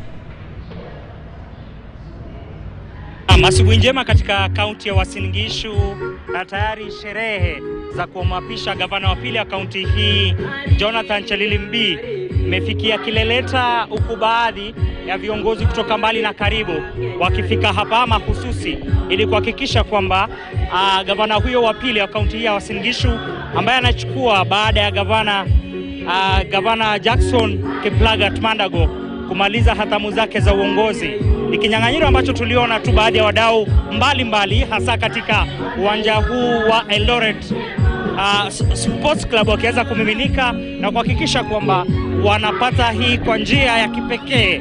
Itabainika kwamba kilikuwa kinyang'anyiro ama kipute ambacho kilionyesha tu wadau mbalimbali akiwemo Zedekaya Bundotich ambaye alisimama kama mgombea huru, lakini hatimaye Jonathan B ambaye ameutafuta kiti hiki kwa muda mrefu alifanikiwa kuwa mshindi hasa wa kinyang'anyiro hiki cha ugavana.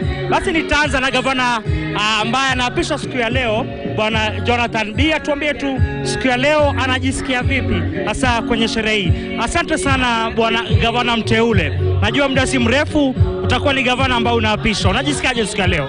Kwanza kabisa ninafurahi sana kwa sababu watu wa Uasin Gishu wamenitunuku na hii heshima ya kuwa gavana wa pili wa Uasin Gishu. Na pili nafurahia sana kwa sababu nitapata nafasi ya kuwatumikia. Na nashukuru pia wakati ule tulikuwa na siasa, tuliona amani mpaka mwisho.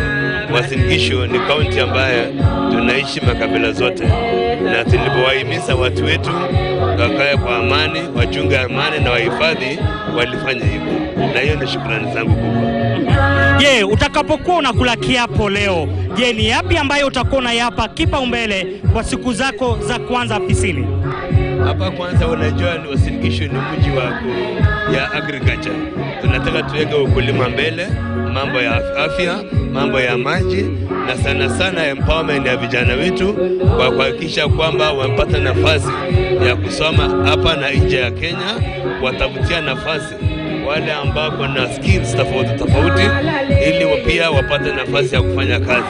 Ya pili, nataka nihakikishe kwamba wafanye biashara wetu wako na environment ambaye ni ya maana, ambaye ni safi, wanaweza fanya biashara yao.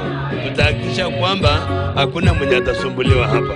Na mwisho kabisa, tunajua kwamba Uasin Gishu ni mji ambaye inatasamiwa na watu wengine. I will make Uasin Gishu a regional hub kwa mambo ya uchumi, kwa mambo ya afya, kwa mambo ya kukaa pamoja. Asante sana. Mwisho, unasikia watu wanakufahamu kama koti moja. Unaona kwamba hili ni nembo ambayo itaisha baada ya siku ya leo, ama bado utaendelea kupeperusha hilo nembo lako la koti moja? Hiyo kejeli, lakini imebadilika ikanisaidia. Mimi nitahifadhi nembo ya koti moja kwa sababu mimi ni ourselves na shida zetu na njia ya kutatua hiyo shida. Kwa hivyo mimi naelewa mtu wa chini. Miaka hizo zote nimekaa na raia, kama wamesema huyu ni gavana wa raia na ni mtu ya koti moja. Asante sana. Huyo ni gavana mteule ambaye kwa muda si mrefu atakuwa anaapishwa. Basi nitazungumza na gavana wa kwanza wa kaunti hii ya Uasin Gishu ambaye ni Jackson Kiplagat Mandago, ambaye aliwania vile vile upeo wa useneta. Kosgei, coming to us live from Eldoret, where Jonathan B is set to be sworn in as the governor of Uasin Gishu County. Let's just cross over to Siaya County, where James Orengo is being sworn in as the governor of Siaya. Let's listen in. That I shall always truly and diligently serve the people and the Republic of Kenya. The people and the Republic of Kenya. In the office of the governor of Siaya County. That I shall diligently discharge my duties. That I shall diligently discharge my duties. And perform my functions in the said office. And perform my functions in the said office. And that I will do justice to all. And that I will do justice to all. In accordance with the Constitution. In accordance with the Constitution. And the laws of Kenya. And the laws of Kenya. Without fear. Without fear. Favor. Favor. Affection. Affection. Or ill will. Or ill will. So help me God.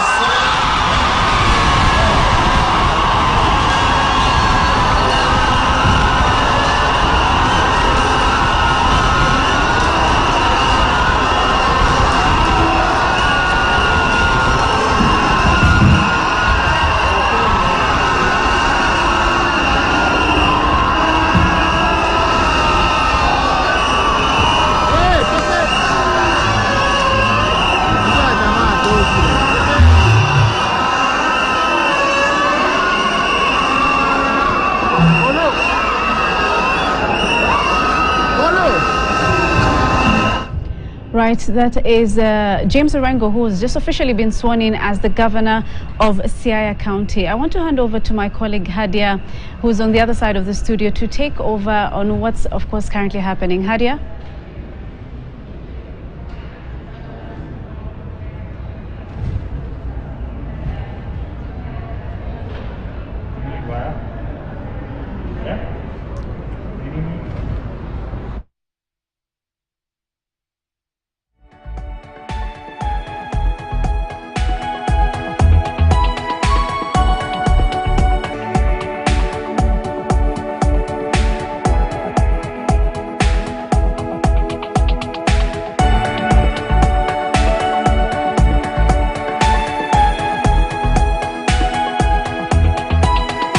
fire and water.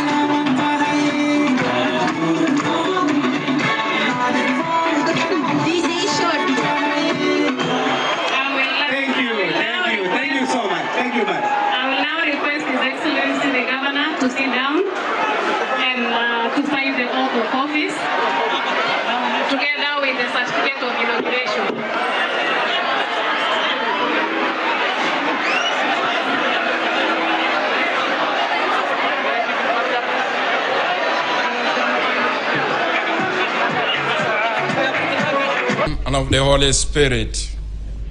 Almighty Father, we thank you for this beautiful country, Kenya, our beautiful county, Busia. We praise you for its diversity in people, cultures, traditions, and religions, and resources.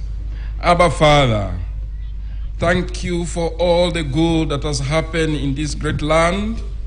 We ask for your forgiveness for all the sins committed in the county of Busia and our country, Kenya.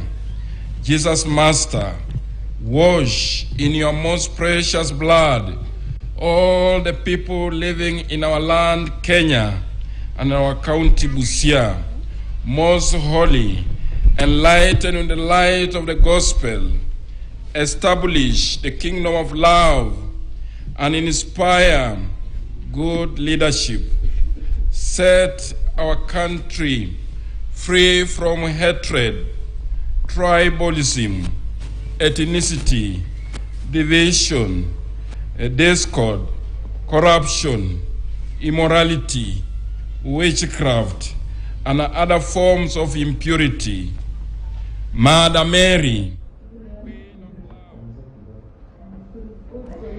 Na mtazamaji, ni pilka za kuendelea kuapishwa kwa magavana kwenye gatuzi tofauti kwenye takriban maeneo 26 ambako tunaona kwamba magavana wanakula kiapo kuweza kuchukua hatamu ya uongozi baada ya kutangazwa washindi kufuatia uchaguzi wa Agosti 9. Vile vile tumeona tayari kwenye kaunti ya Siaya ikiwa James Orengo amekula kiapo, na pale kwenye kaunti ya Nairobi vile vile Sakaja amechukua usukani kwenye kaunti ya Nairobi. Kwenye kaunti ya Narok mwenzangu Purity Museo yuko pale aweze kutujuza mawili matatu kuhusiana na hafla ambazo zinaendelea huko. Purity.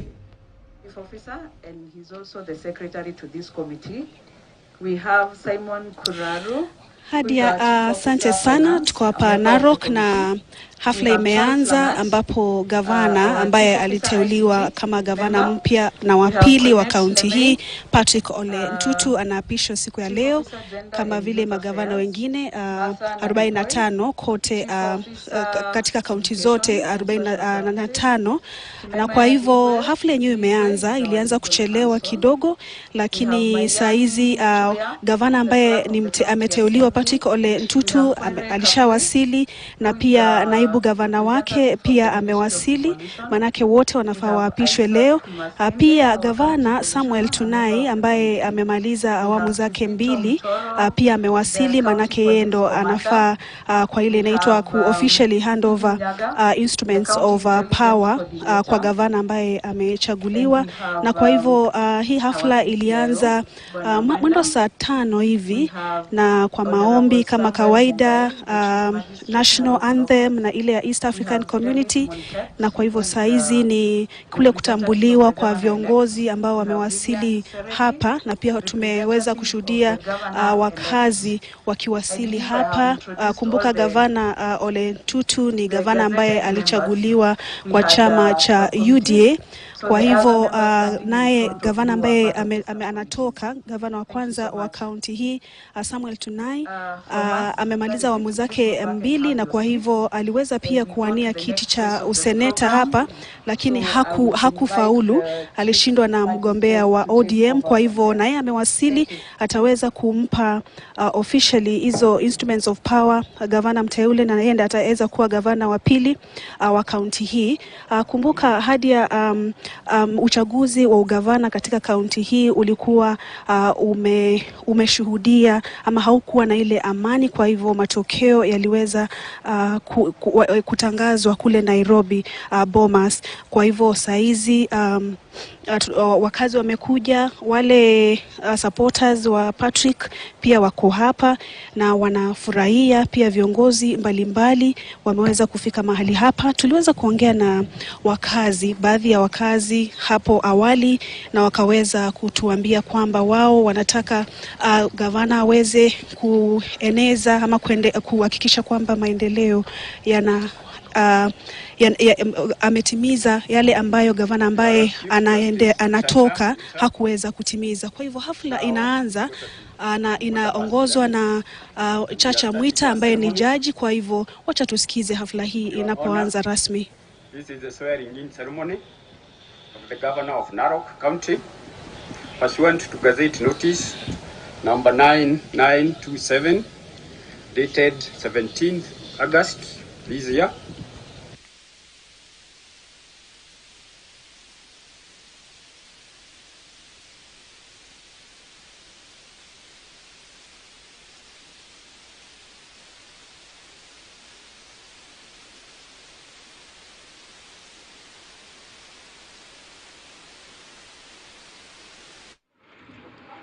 The governor is Honorable Patrick Ketulet Olentutu. That is the governor-elect. I now call upon your lordship to come here and take your position so that you can take the oath, accompanied by the governor-elect.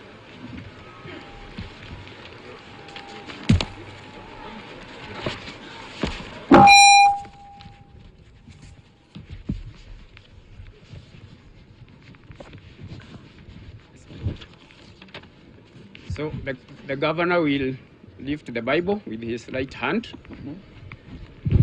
We have the Constitution on the left side. He will place his hand on the Constitution. English? Yes, then I will read. Okay. Can I give my wife to hold for me? Just to hold for me? No. For me like this? So I go ahead. Okay. I, Honorable Patrick Keturet Olentutu, swear that I shall always truly and diligently serve the people and the Republic of Kenya in the office of the Governor of Narok County, that I shall diligently discharge my duties and perform my functions in the said office, and that I will do justice to all in accordance with the Constitution and the laws of Kenya, without fear, favor, affection, or will. So help me God.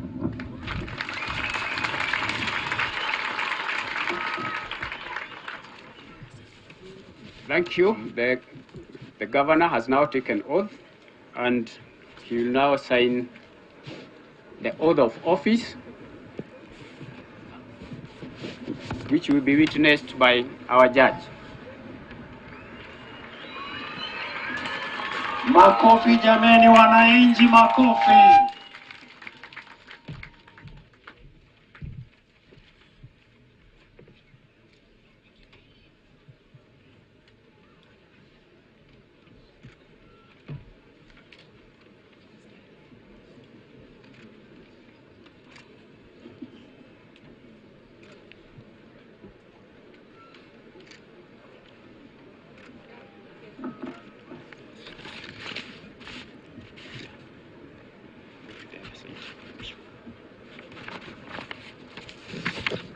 William Bala ndio aronyora hiyo kazi kabisa. Kwenda washokiti kazi daima ya 7 na makofi, asante sana.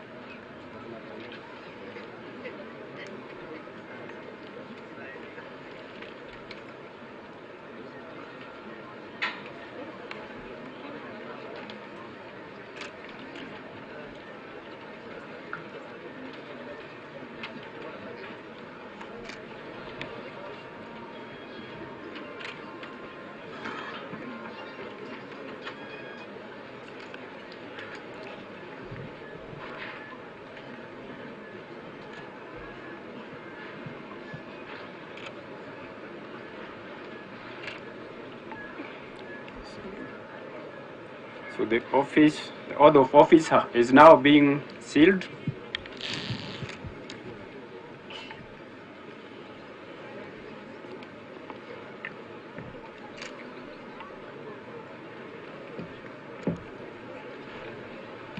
After this, we are having now the signing of the certificate of inauguration by the governor, and it will be witnessed by the judge.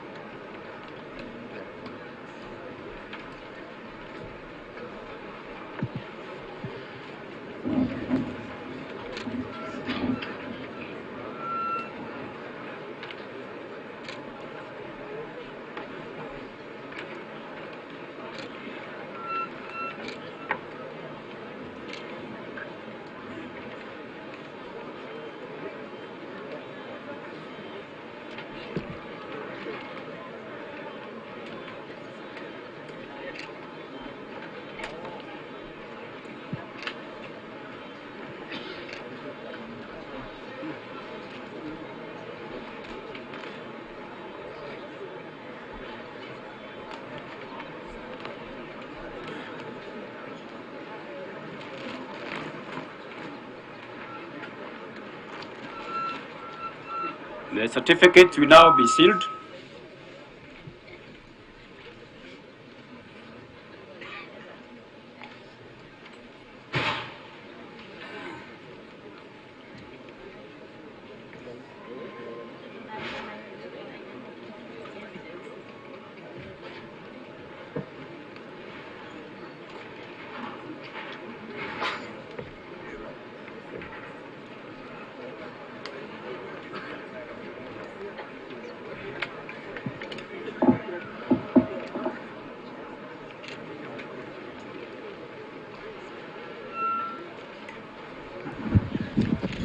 We now have the presentation by the Honorable Judge to the Governor, the two documents.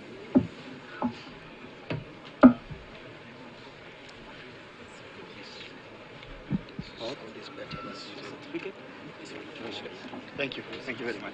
Thank you. Take care of your voice. Thank you very much.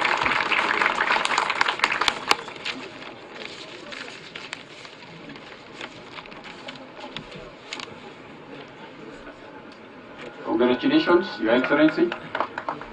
We now have the handing over of the county symbols and relevant documents to the Governor.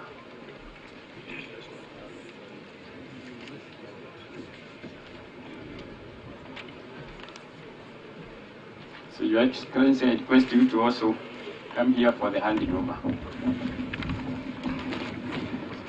I see it already just on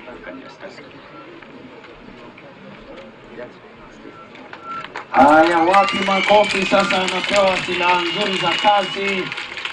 Jameni, tushangilie kwa makofi. Asante. Haya, makofi jameni. Pongezi. Asante sana gavana wetu mpya kabisa. Anaendelea kupewa bendera hapo. Anapokea wapi makofi jameni? Makofi. Asante sana. Asante sana, Your Excellency. Anapokea bendera tena ya taifa letu jameni, wapi makofi? Asante. Anapokea katiba, ndio hiyo jameni, wapi makofi? Tupe makofi mazuri. Asante sana, kongole. Asante. Bado anapewa kazi yote ndiye apate kupokea. Hiyo ni silaha zingine za ofisi muhuri. Asante, tumpe makofi jameni. Asante sana, karibu sana. Haya, tuwashangilie jameni. Asanteni sana. Asanteni.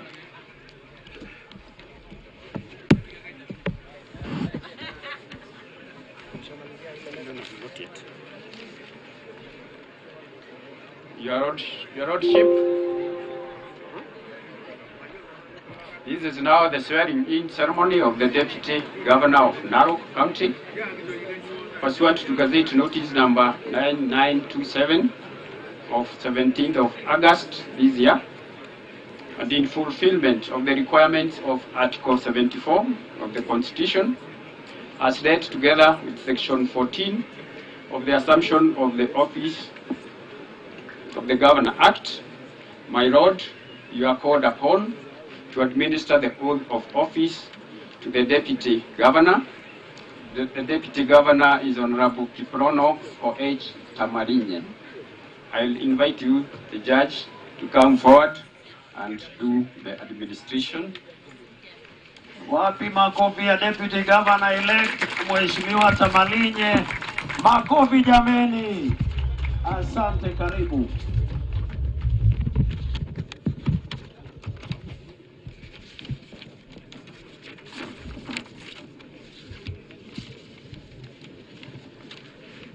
So I request the Deputy Governor elect to lift the Bible with his right hand.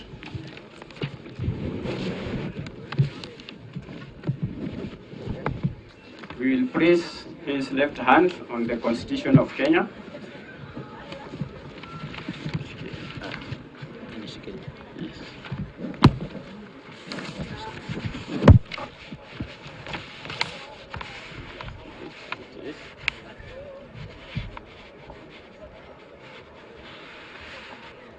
I, Honorable Kibrono Koech Tamarinye, do swear that I shall always truly and diligently serve the people and the Republic of Kenya in the office of the Deputy Governor of Narok County, that I shall diligently discharge my duties and perform my functions in the said office, and that I will do justice to all in accordance with the Constitution and the laws of Kenya without fear, favor, affection, or ill will. So help me God.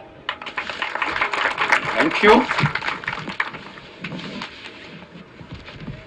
I'll now invite the Honorable Judge to witness the signing of the oath by the Deputy Governor.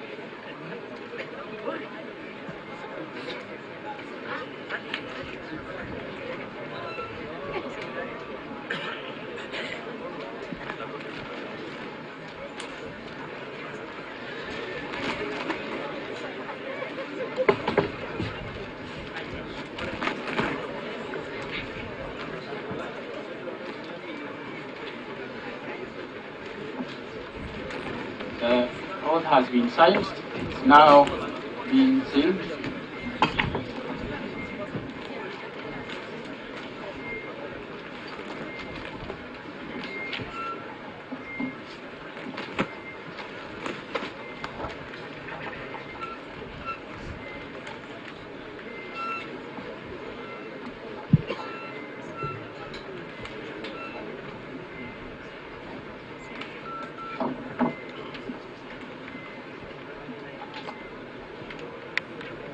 I'll request our Honorable Judge to now formally present the the oath to the Deputy Governor.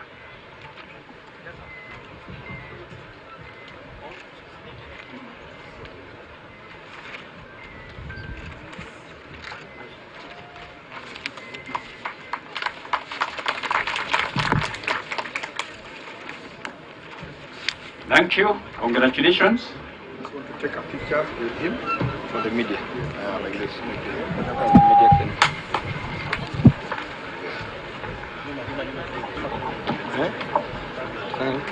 Haya, wapi makofi ya mheshimiwa Deputy Governor pamoja na gavana wanainua kuwaonyesha wananchi. Haya, wanainua, asanteni. Wapi makofi jameni? Asanteni sana, asanteni, hongereni jameni, asanteni. I now call our judge to witness the signing of the code of conduct by, we start with the governor. You can kindly take your positions.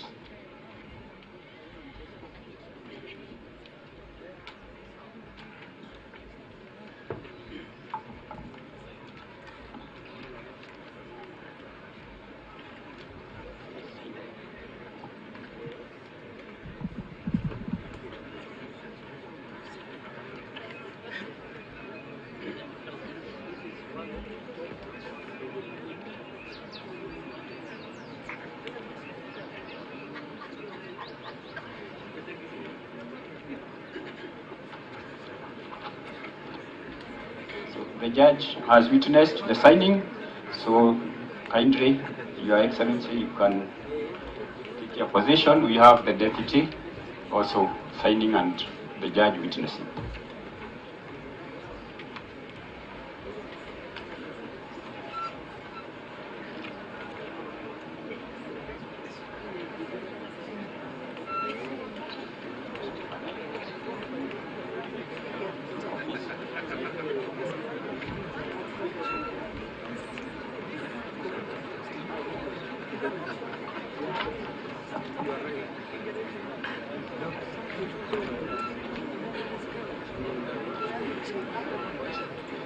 So we have now finished with the witness of the signing of the code of conduct, and I've finished my work now as the deputy registrar.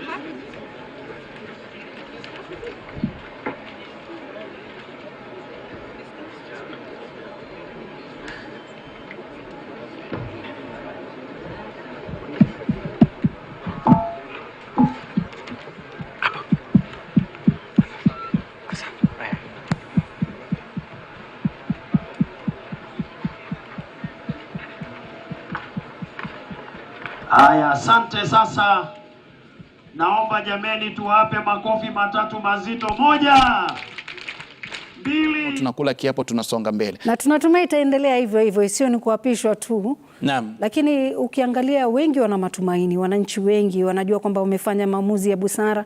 Ukiangalia yule mtoto alikuwa akiimba kule kwa koti moja, akimwambia koti moja, umekuwa ukidhihakiwa, kila mmoja anakuita koti moja, lakini leo koti imeweza kulisafisha na umekuwa gavana wa kaunti ya Uasin Gishu. Kwa hivyo kila mtu ana matumaini, ni viongozi tu waweze kubwaga, waweze kuwajibika. Na sio tu kuangalia koti lililosafishwa, waliokusafishia koti ndio watakana waangalie sana. Nafikiri mtoto alikuwa anamaanisha kwamba tumekusafishia, ulijaribu, haukubahatika, umebahatika. Kumbuka wale ambao wamekutwika jukumu la kuwa gavana wa kaunti ya Uasin Gishu. Kumbuka hapa Kisii, Lulu, 63% ya waliokuwa wamejisajili kama wapiga kura walijitokeza tarehe 9 mwezi wa 8. Kumbuka ilikuwa na wapigaji kura waliosajiliwa kama wapiga kura zaidi ya 637,070. Kumaanisha kwamba kama gavana unajua wazi kwamba kuna wengi ambao wanatarajia huduma bora kutoka kwako na ushirikiano wako. wako na bunge la kaunti na baadhi ya viongozi ili sera ziletwe pamoja, ndoto ya mkazi wa Kisii ama wanaokaa Kisii iweze kutimia. Na bila kusahau kwamba hao magavana Rashid pia wana kibarua, manake wengi wana zile wanaita pending bills katika kaunti, ambapo serikali za kaunti zina madeni ambazo hawangeweza kulipa kwa hivi sasa kwa sababu moja au nyingine. Ukiangalia Simba Arati ana kibarua cha kuweza kutafuta takriban shilingi milioni 337.34. Kwa hivyo wakazi wa Kisii wataweza kusubiri kidogo kuangalia jinsi serikali ya kaunti hiyo ya Kisii itakavyoendesha shughuli zake, ikiaminika kwamba lazima walipe madeni ambayo ilikuwa naye James Ongwae ambaye alikuwa ni gavana. Naam, bila shaka kufikia sasa, mtazamaji, kama ndio mwanzo unajiunga nasi kupitia runinga pendwa zaidi nchini, ni kwamba gavana Ahmed Abdullahi wa Wajir tayari ameapishwa, ambaye alishinda kiti kwa tiketi ya ODM. Gavana Simba Arati pia vile ameapishwa kaunti ya Kisii. Gavana Fatuma Achani Kwale amekula kiapo tayari kutumikia wakazi wa kaunti 002, na pia vile Mudhomi Njuki alikuwa gavana wa kwanza kuapishwa katika kaunti ya Tharaka Nithi chini ya chama cha UDA.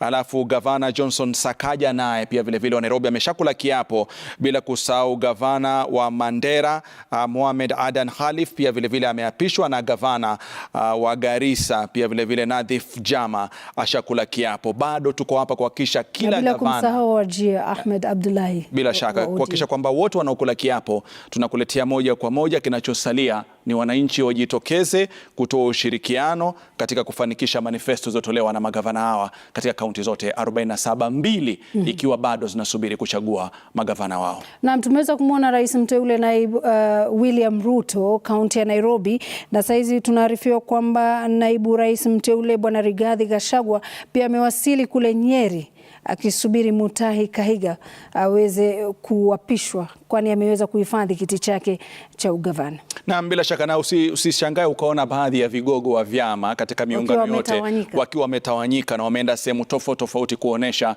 jinsi gani wanasimama na wale magavana wateule wanapokuwa wanakula viapo na kuwa magavana. Kumbuka kuna baadhi kama kaunti zimekuwa na ushindani kama maeneo ya magharibi mwa Kenya, kwa hiyo itakuwa ni si kushangazwa ukiona kama viongozi kama kina Musalia Mudavadi wakihudhuria baadhi ya kaunti ambazo zitakuwa zinakula kiapo, pia vile kina Moses Wetangula miongoni mwa wengineo, kina Oparanya pia labda pengine wakielekea kaunti zingine jirani, licha kwamba Kakamega bado kampeni inaendelea. Kwa nafikiri na pia vile Mombasa watu kuelekea kaunti za Kilifi, kaunti za Lamu, ili kuhakikisha kwamba pia wanatoa ile inayoitwa support kipindi hiki cha kula viapo, kwa sababu kitendawili cha nambari kama alivyozungumzwa na Francis Gashuri katika taarifa yake ya siku kama 3 zilizopita, kwamba kitendawili cha nambari katika kaunti, katika bunge la kitaifa, katika bunge la Senate, katika mabunge ya kaunti ni muhimu sana.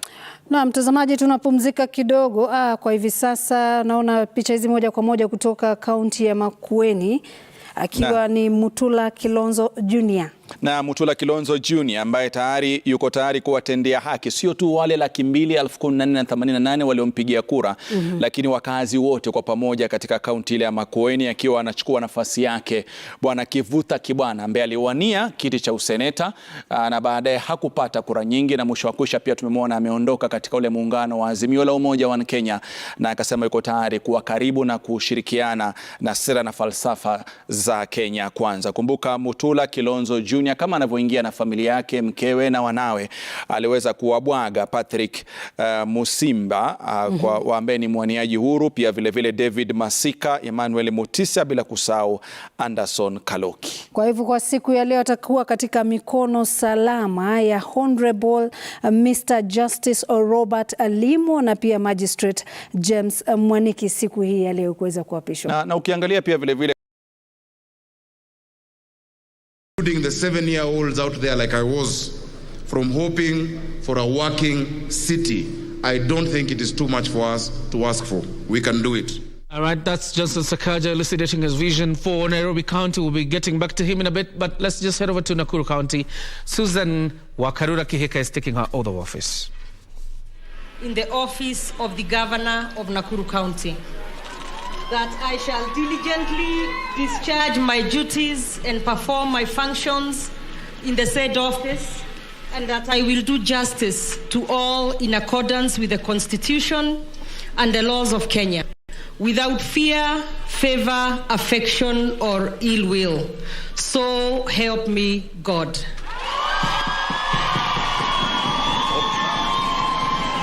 Congratulations. Congratulations. Thank you. Thank you.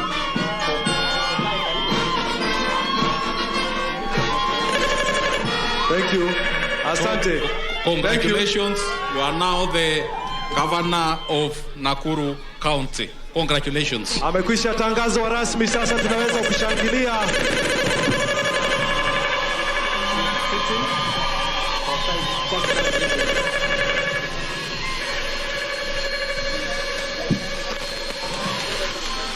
Ni wakati sasa wa gavana kuweka sahihi kwenye cheti.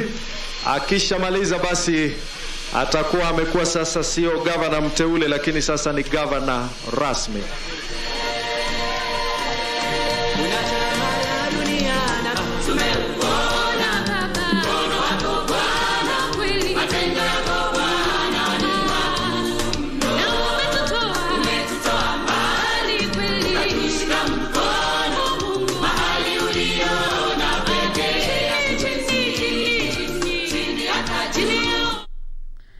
Susan Wakarura Kihika is now the governor of Nakuru County.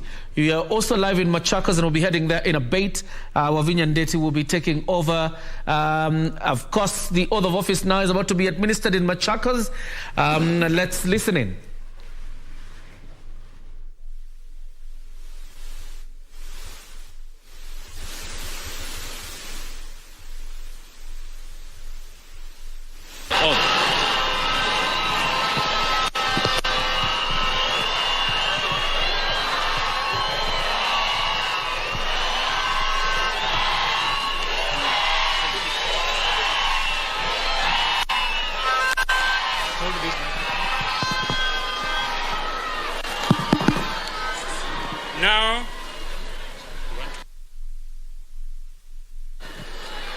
Now it's the moment, and I would like the governor-elect to take the oath by reading it herself. I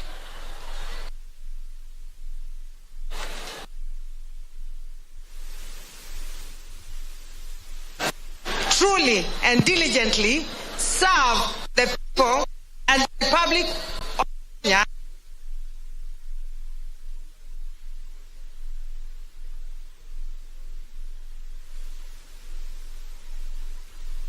functions in the said office, and that I will do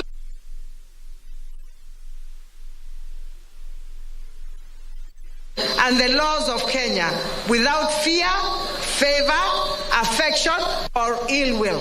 So help me God.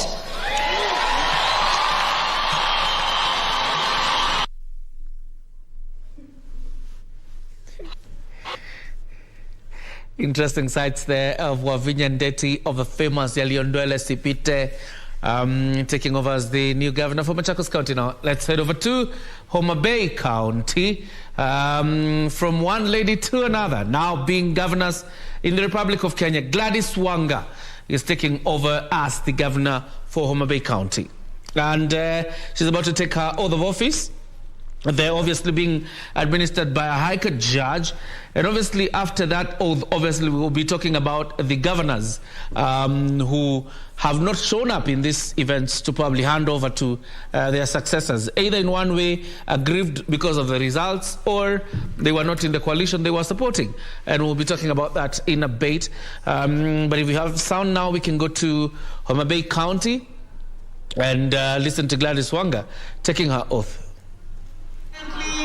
Serve the people and the Republic of Kenya in the office of the Governor of Homa Bay County. That I shall diligently discharge my duties and perform my functions in the said office, and that I shall do justice to all in accordance with the Constitution and the laws of Kenya without fear, favor, affection, or ill will. So help me God.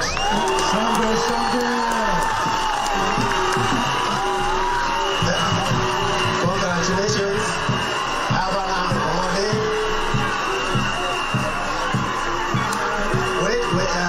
It's another oath we shall take for a governor-elect. There is another oath from the Okay, so let's sign the oath together with the certificate of inauguration. She's signing the oath of office as governor of Homa Bay County, and she'll also sign the certificate of inauguration, and the judge will also sign to witness that certificate and the oath.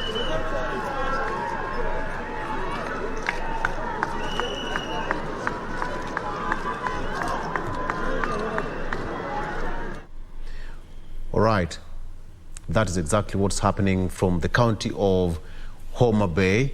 Gladys Wanga taking reins of power there after Cyprian Awiti having served his 2 terms, and now the first woman to be elected as the governor of Homa Bay County already in office. And of course, one of the biggest issues that bedeviled most of the governors is the issue of graft, or corruption, if you like it. A majority of governors in their first terms were in the court corridors or under the graft agencies that the EACC, battling their cases. We know some of them already on record. And this oath is tailor-made in such a way that even these governors are taking oath of office with the issue of corruption in mind. All right, Gladys Wanga signing that. And of course, as you rightly pointed out, Victor Olo, right, there is, for the first time, a second oath being administered to these governors, and that is commitment to the war against corruption. And, you know, the enforcement of the Leadership and Integrity Act as captured in, in Chapter 6 of the Constitution. Let's head over to take an oath and not to be affirmed. So I'll ask His Excellency to lift the Bible with his right hand.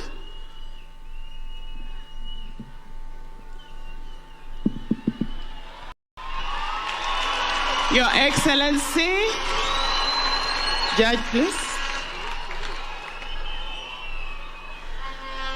I now ask that you take the oath.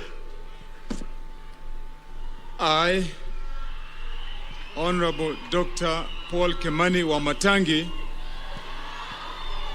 do swear that I shall always truly and diligently serve the people and the Republic of Kenya in the office of the Governor of Kiambu County, that I shall diligently